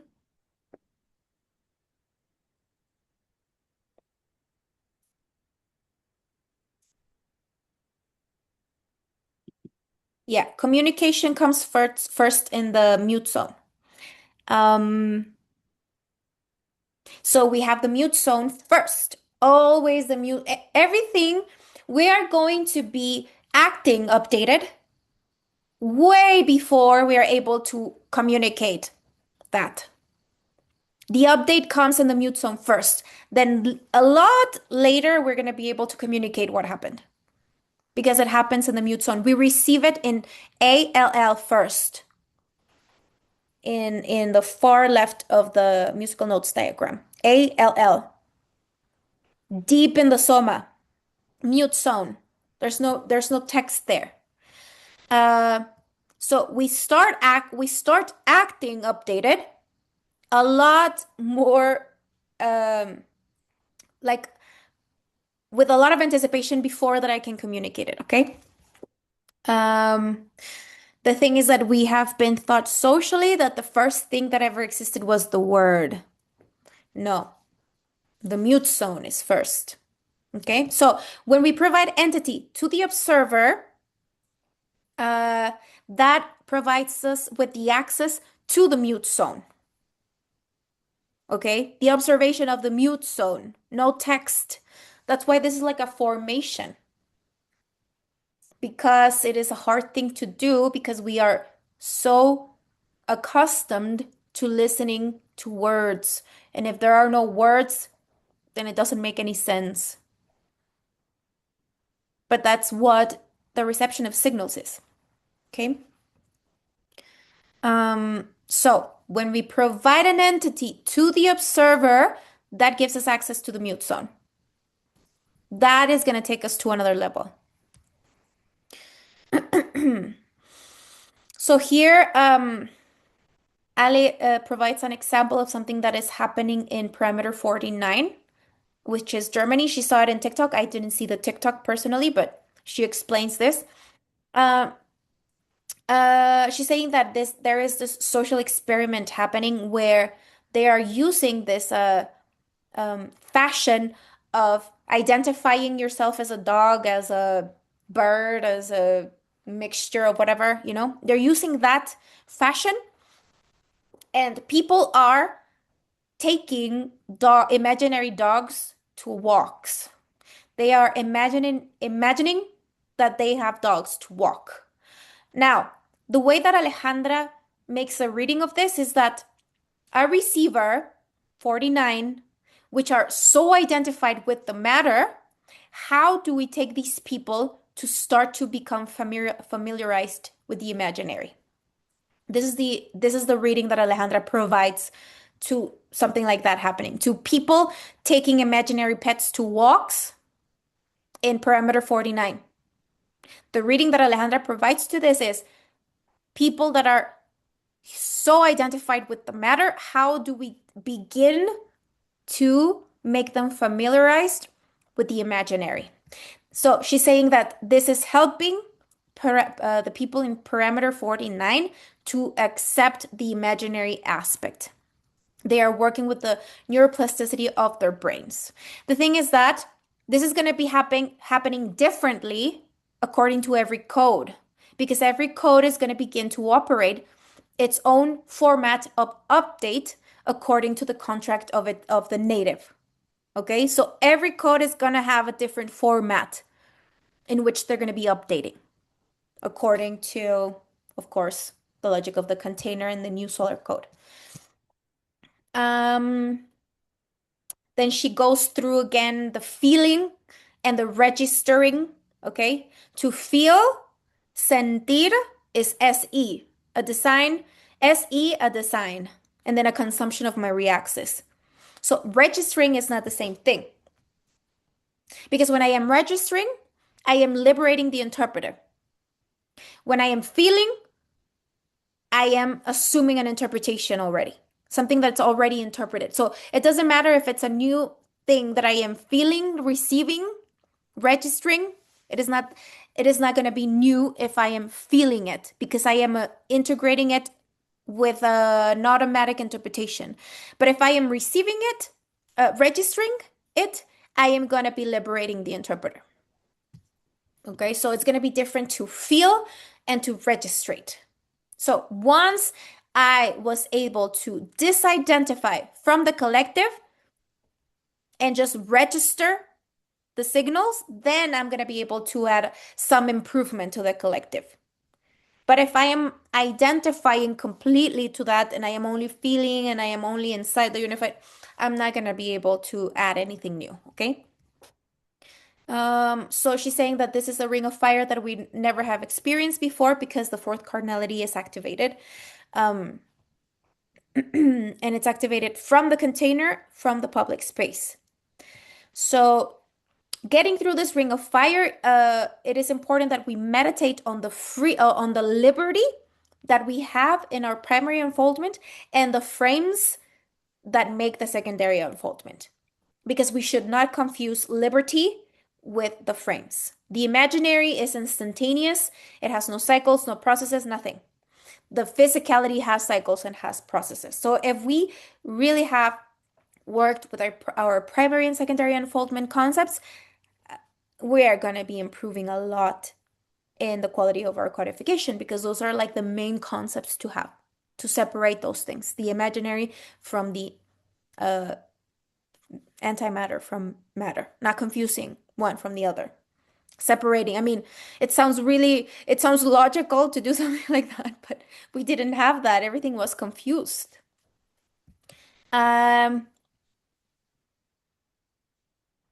She talks about deseo, which is desire. In the word, you see that it's not your own. It's deseo. In Spanish, deseo, it means that it belongs to the SE cardinality. Deseo belongs to the SE cardinality. That's why it has magnetism. It carries you around. It is not your own. So if you are running after a desire, it is the collective memory that has you trapped. You were trapped by the collective memory. But that is because you are pointing towards the collective memory and not towards the antenna. But if you are working with the antenna, then any small thing that you do fills you up with satisfaction. That is the particular imaginary, because you are working, you are managing your own reaxis. You are doing it yourself. You're not being dragged around. You are not assuming interpretations. You are not based on memorials. I mean, we are not fighting with any of these things. We're just separating them, and we are administrating all of these things according to whatever we need to be doing in our day-to-day experience, because we are administrating our lives. So we are not fighting with any of these things. We're just becoming dynamic and receiving this formation so that we are able to administrate all of these things, administrate the flow of signals.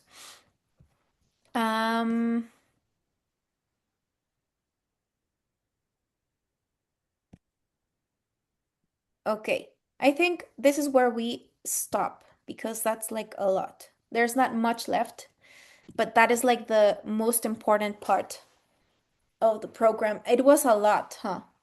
I told you it was like a lot of metrics, a lot of data. that the data, like if you want to look at it more closely, is like really, really important. The data that connects apparatus 507 with apparatus 396. But mainly that is like the most important thing that we should keep in mind right now. Whew.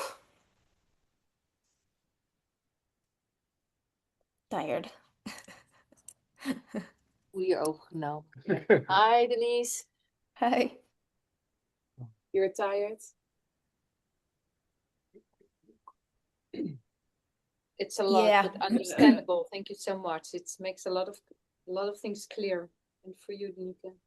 It was so difficult for me to get through it, to get through that red program, honestly. 150. It's one. Yeah, it took me many days.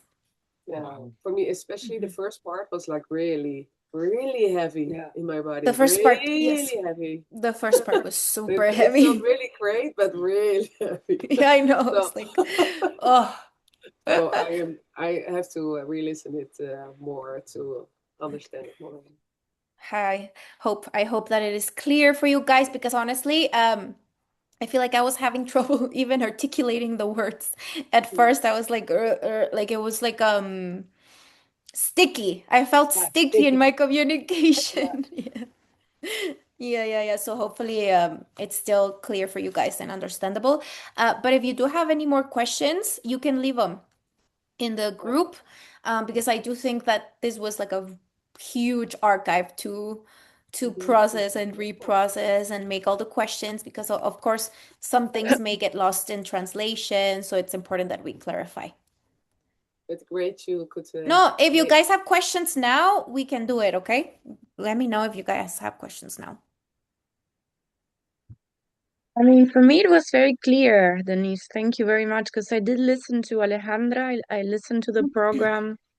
I read the transcription, but now it's clear after you explained Okay. it. Yeah. But it requires Mhm. all those steps. Sometimes Yeah. it's Like watching stopping. and yeah. But now it's that there were so many dates I just couldn't. So many Now things. I could follow you though. Okay, Yeah. that's great. That's good to hear.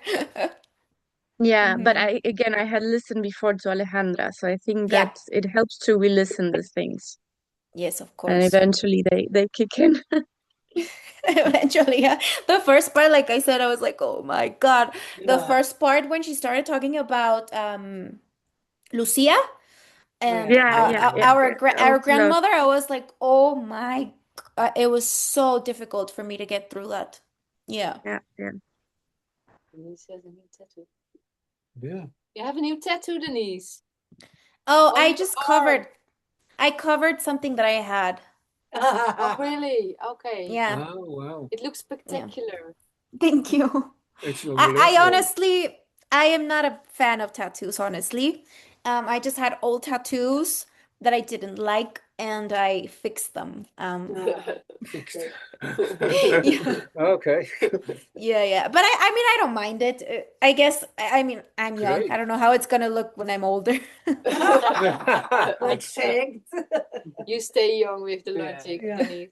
Hopefully we make the star young. Yeah. Um, if we achieve this creation of the abstract identity and not identify so much with the experience. I mean, of course, the experience is important. We are not subtracting the value from the experience, of course not. But it can't be the primary thing that we are identifying with.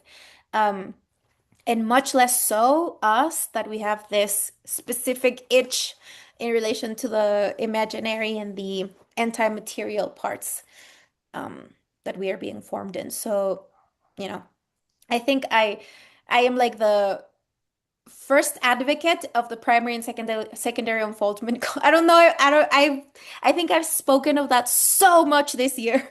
Primary and secondary unfoldment. Primary and secondary. Like I've repeated that so long, so much because that is like the base of everything. It is the most precarious concept and it's atemporal. It is atemporal. It is like the basis of material experience, and recovering that is everything. And all we need to do is reason it. It's crazy. Well, resonate with it and then Yeah. reason it. Yeah. I have another question, Denise, but it is out of this, more of the Ring of Fire. If there's somebody is born in the Ring of Fire, is it different than in the normal 11 and 22 Vuelta? Yes, Alejandra has talked. I personally can't say anything about it, much about it. I just know that the people born in the Ring of Fire have like other roles inside the structure. My It is son is different. born 22 of December 2004. Mm-hmm. So he's born in the Ring of Fire. Yeah. It is different. They have different configurations. Ale hasn't spoken about that lately, so I don't have it fresh. I know she has explained it before, but honestly, I would lie to you. I wouldn't know, like right now, to say the difference. Yeah. But I do know that it is different, Yeah. for sure. Different characteristics. Yeah. Yeah. Maybe we can ask David. Yeah. Yeah. Yeah, maybe David has some more fresh, Yeah. maybe. Yeah. For me, this session, 150, was really like a summary of the whole year. Yeah. Mm-hmm. Mm-hmm. For me, the year was very happy, but also not happy, you know. It was a lot going through, especially the first half year. Mm-hmm. For me, it was very heavy, but especially in December, a lot of things I could reason in my And perspective. evolutionary. Alice said, like, it has been the most evolutionary year. Yeah. And I Yeah, I get, agree with her on that. Yes, I also I felt that. agree. I agree too. I was It very was like alive. an accelerated evolution, honestly. Yeah. Like almost forced, I would say. Yeah, almost Like a forced. fo- Yeah. Yes, true. almost forced, I Bert? would say. Almost forced. Hey, where's Bert? Where did Here. he go? No. Oh, I can't see him. You have to put your face. Yeah. Yeah, here it is. Hello. Hey. Almost forced. And how's Medium? I haven't heard about you. How are I'm you? here. Good to see you, Yeah, Medium. good to see you. Yeah. So is this part of the Red Program meeting, or is this part of this group with David? This is the cycle meeting. But because it was Ring of Fire, I decided to mix it with the red group. But I mean, everything in the red group, we usually use it also in the cycle meetings. Yeah. Like, so it is very interconnected. It is not separated. I would say that the red program group, it is like just like an extension of the cycle, but they are together. Like, we work together, of course. Yeah. Yeah, I really liked it. Maybe I join the Red meetings. Really like that. Yeah, Together, what you said, Laura, listening to Ale, and then the English is clarifying a lot. it clarifies, yeah, because some red programs are a little bit more light, right? Yeah. Alejandra goes Yeah. through like the concepts, but some are like that we really need to study them, because like for me, I can't just listen to it. I can't just listen, right? I have to stop, and honestly, if I'm not writing it, if there is one thing that I don't get, I really stop. So I am very detailed when I get through it. So that's why like sometimes it just takes such a long time. And some red programs are like, okay, so I don't know if it happens to you guys, like you listen to a red program and it's like, okay, listen to it and you're fine with it, and maybe you listen to it again and like that. But there are some that it's just like, no, a lot. No, I love now when you do the text and you have some yellow lines, and it's very more structured than the video. Yeah. I really love Yes. this one. Yes. Yeah, I like You it did it too. here, and And now I notice I could understand a lot Spanish. I That's didn't good. do. Yeah, I live Yeah. in Spain, but I speak English and Uh-huh. Dutch on the But you've been island. listening to the language for a while. Yeah. Yeah, I'm listening. Yeah, and also Mhm. Ale, of course. Mm-hmm. I was Mhm. really surprised. Yeah, You it's start to very good. catch it. Yeah, Mm. yeah. Only I the love the logic. text. I love Yeah. working with the text. Honestly, but I do it as I, depending on the space that I have and the moment and the and depending on the um caliber of the emission too. Yeah. When it's an emission like this one, it has to be text. Yeah. But it was on the big screen now. It was so visible now for Wow, us. it's really it was Yeah, really so I'm like the so Wizard nice. of the Wizard of Oz, like saying like, "Hey!" Oh no, also Laura and Jeff were all in the big screen.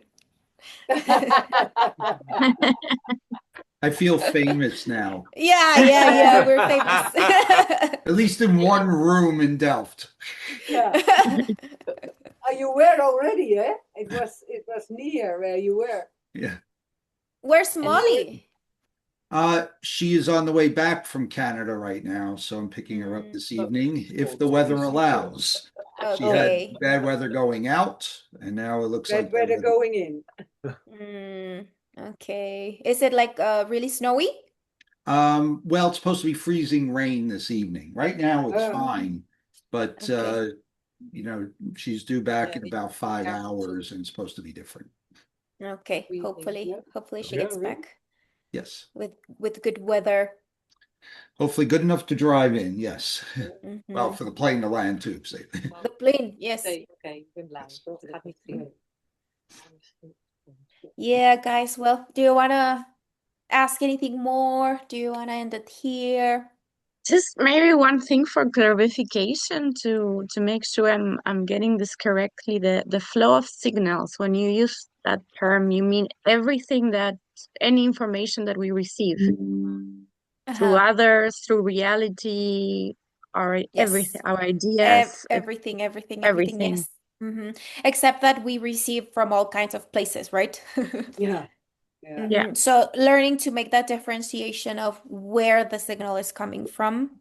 Because, for example, I can be receiving a signal from the reactives that come from the memorials Mm-hmm. of the container. So if I'm receiving a signal from there, it's usually codified because it's instinct. It's something that already happened in the past. Yeah. But if I'm receiving something that I can't really put my finger on it of what it is, like it is like, I don't know, I'm feeling something really strange. Like, I don't know, that's probably unprecedented source. So I shouldn't force an interpretation on that. It's like really important. But Mm-hmm. like the base of all of that is what is Sol? Sol is a space of reception of signals of the expressed universe, right? That's what Sol is. Then Sol, what it does is that it codifies those signals and creates a local reality, which is everything that we understand. But outside of this entorno, outside, there's going to be another logic. So if we everything that we understand here is that's why it's a unified field. What keeps it unified? The logic of this specific unified field, which is created by the solar consciousness. But if we take all of this and out of the unified field, it ceases to make sense because the parameters are according to this specific local reality.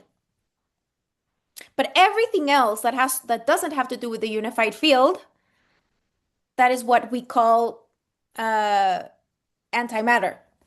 It's outside of the unified field, and that is another logic that is going to apply to any other experience that we have.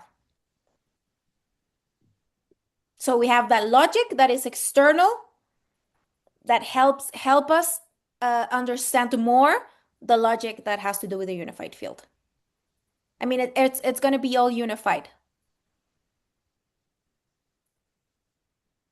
And the processor that you mentioned, that would be The what? processor, It's a part of is the observer is the processor of plays a role. signals. Yeah. What do you mean Processor with of that? signal is it's the administration of the flow of signals.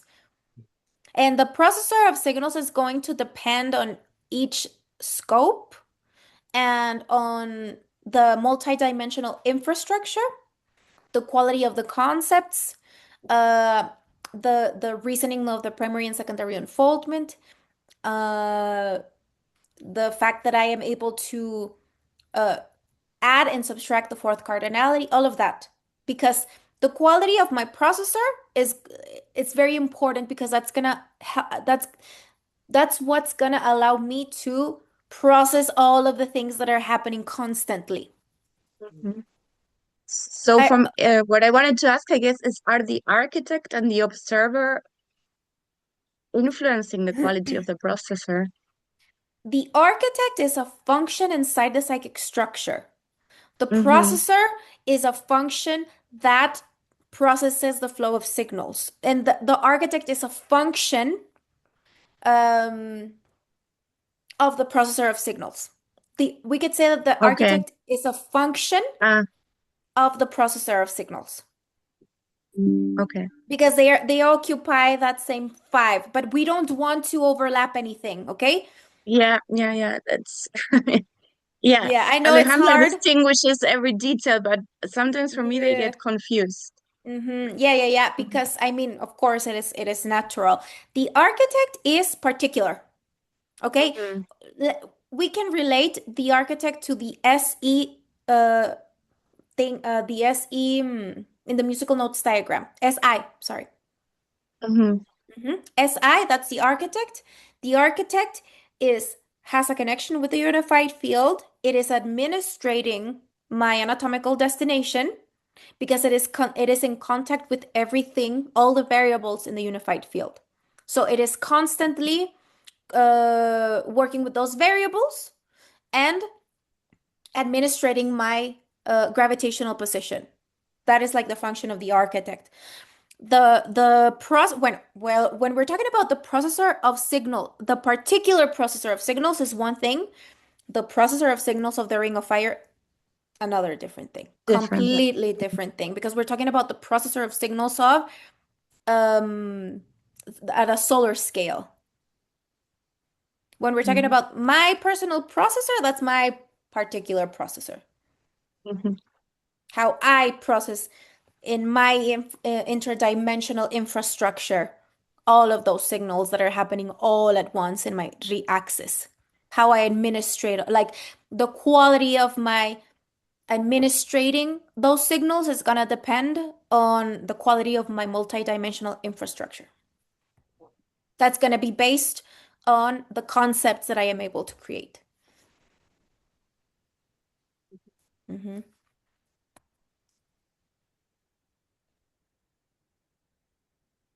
And the observer is completely outside. I mean, we have the observer and O as I, the architect, and then we have the unfolded inside the collective unified field. And the observer is completely mute. That's why it needs the mind to codify everything that the mute area receives in the consciousness. Our consciousness is always going to be far greater than what we are able to communicate. The mind is always codifying the consciousness, but the consciousness is always going to be greater than what we are able to codify in our minds. So we have processor, we have architect, like the administrative, the quality that they share, we can say the processor and the architect, they have a quality that they share, and it is the quality of administration. Mm-hmm. The architect administrates a particular uh, anatomical destination, and it interacts with the variables of the unified field. And the processor processes the flow of signals, administrates the flow of signals according to Particularly, and well, if we're talking about there is a the particular processor, yes. When we're mm-hmm. talking about the solar processor of the year, it's processing the memorials of humanity and everything. I mean, it's processing everything. It's processing the memorials of the container. It's processing the code. It's processing what's coming new. It's all the updates, everything. It is like a really important point. Honestly, when I reached uh that day 353, I'm just like, yeah, I don't know. I mean, it has nothing to do with humans anymore at that point. It's just like, okay, I'm done. I'm done here. I just try to be like super receptive and open, and that's it. But not much more that we can do because it's completely out of our reach. Mhm. The Ring of Fire is completely out of our reach. All we can do is resend the as best as we can all the concepts and as clearly as we can, and that's basically all that there is to do. But people get so crazy in the Ring of Fire. People get so crazy because it's so interfered with all this Christmas and consumption and distractions. It is a trap. All we need to do is be calm and chill and receptive. That's all. Not much more to do. Mm. Okay. Sue, how are you?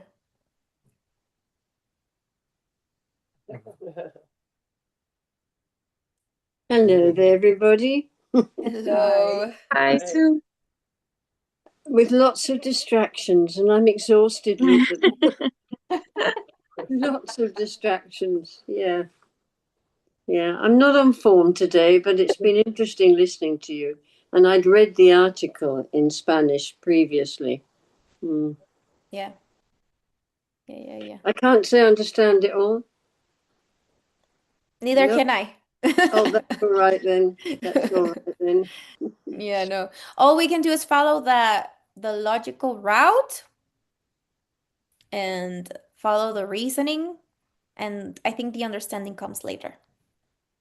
But what you said about the Ring of Fire and those days when actually so much interferes with it, it's incredible. And all I want to do is sort of close the front door and stay Yeah. home, Yeah.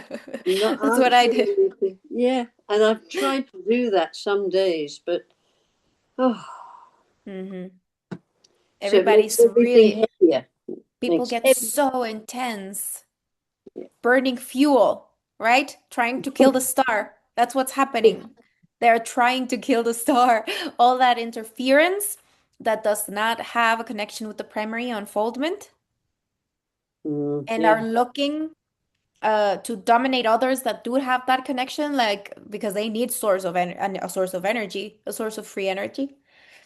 And because there is this big change in the code, the ones that are still here are doing everything that's in their power to stay in control, to stay in power. But those structures that all of those behaviors were supported on are no longer going to be there. Like they're slowly breaking and very yeah, elegantly breaking. Of course, we're probably expecting a huge, big, radical change. Uh, Hopefully, it doesn't happen like that. It is better if it happens gradually and slowly and yeah, elegantly because that way we keep our lives. yeah, If it happens radically, we all go to antimatter, we go back to antimatter and we have to do everything from scratch, which is the yeah. good news because everything that we have capitalized up to this point is stored in our soul. And we take that. We take that because it's a logic of another dimension. So if we don't make it and we have to create everything from scratch, we have that primary identity and antimatter and we can create it. We have all the means to create it back. And then when we project ourselves back into here again, then but we have this consciousness integrated. Hopefully that doesn't need to happen. And Ale has given a lot of good Yeah. say it like good signs. Like Mm. she's been giving us positive feedback that Yeah. things seem to be going well, Yeah. that we're not gonna go Mm. back to antimatter, hopefully. Yeah. And that we are if we learn to administrate our life cycles and we learn to update those life cycles and participate in the improvement of the quality of the code and all of that, we don't have to die, hopefully. I don't want to die. I am very excited to be alive, and hopefully Yeah. that happens, and that the sun itself is able to be young and have that is my wish for this end of the year, that Sol has such good quality in its code that it receives so many new hydrogens, and that it is able to continue to expand itself, and that we of course have a beautiful experience. And I do see that, honestly. I don't know if it's only hope, but I do see a very bright future. I really do. Yes, I do. Denise, do we bring the individual soul, or is it the Collective soul. collective soul? Oh, we're not at dogs. Uh, Dogs have collective souls. We have particular souls. But so if we die and we come back, we take the particular soul with Whatever us. whatever you were able to capitalize.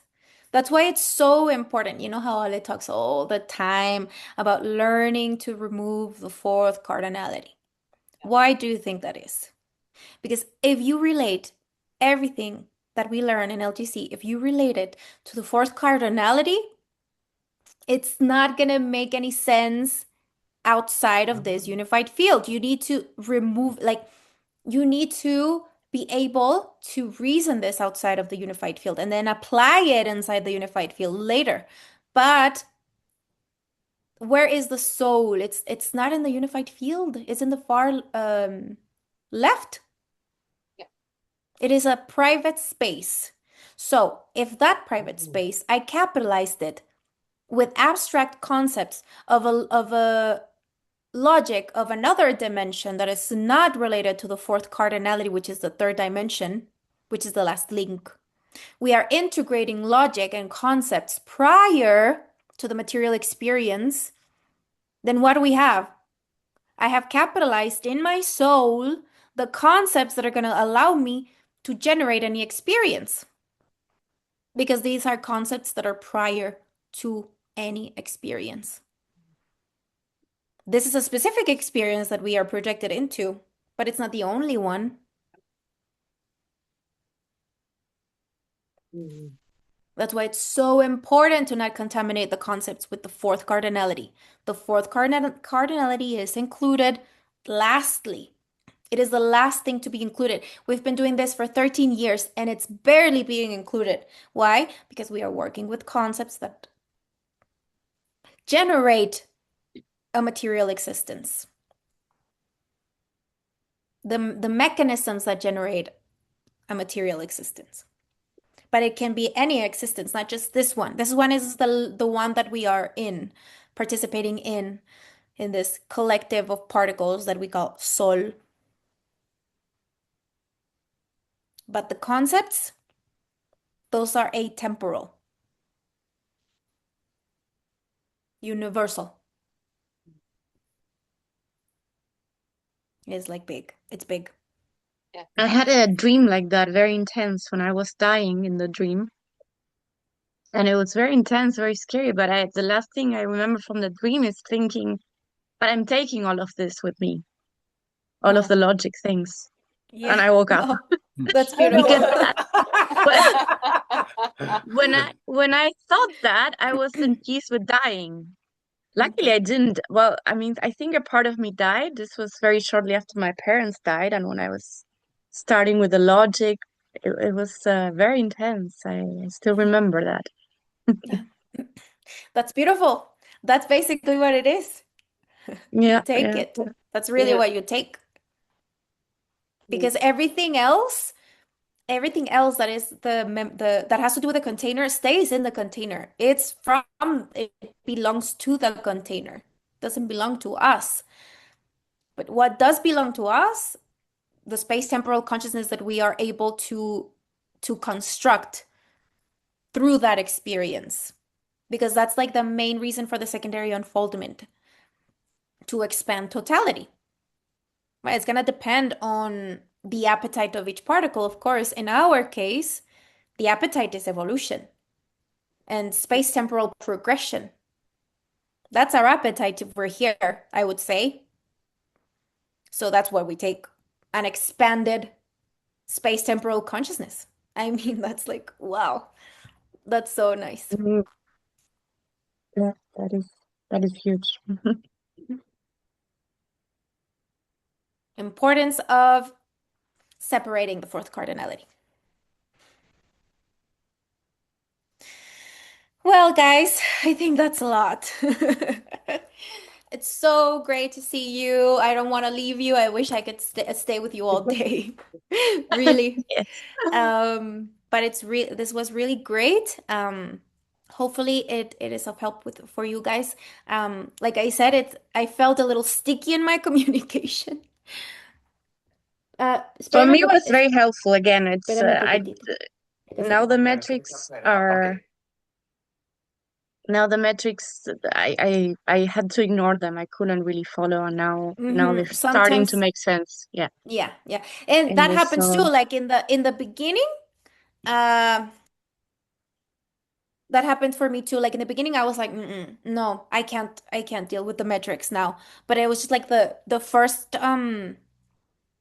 going through the first time you go through the thing, it's like, okay, no metrics now. And then yeah, later you're exactly, able to exactly. yeah. Yeah, and now I was able, and for me, this Ring of Fire has been very. I just felt like wanting to do logic, and I had to do family commitments, and it was very Yeah. heavy for me this time. Oh, Yeah. And now I'm over with it. yeah, Mm. that's good. That's good.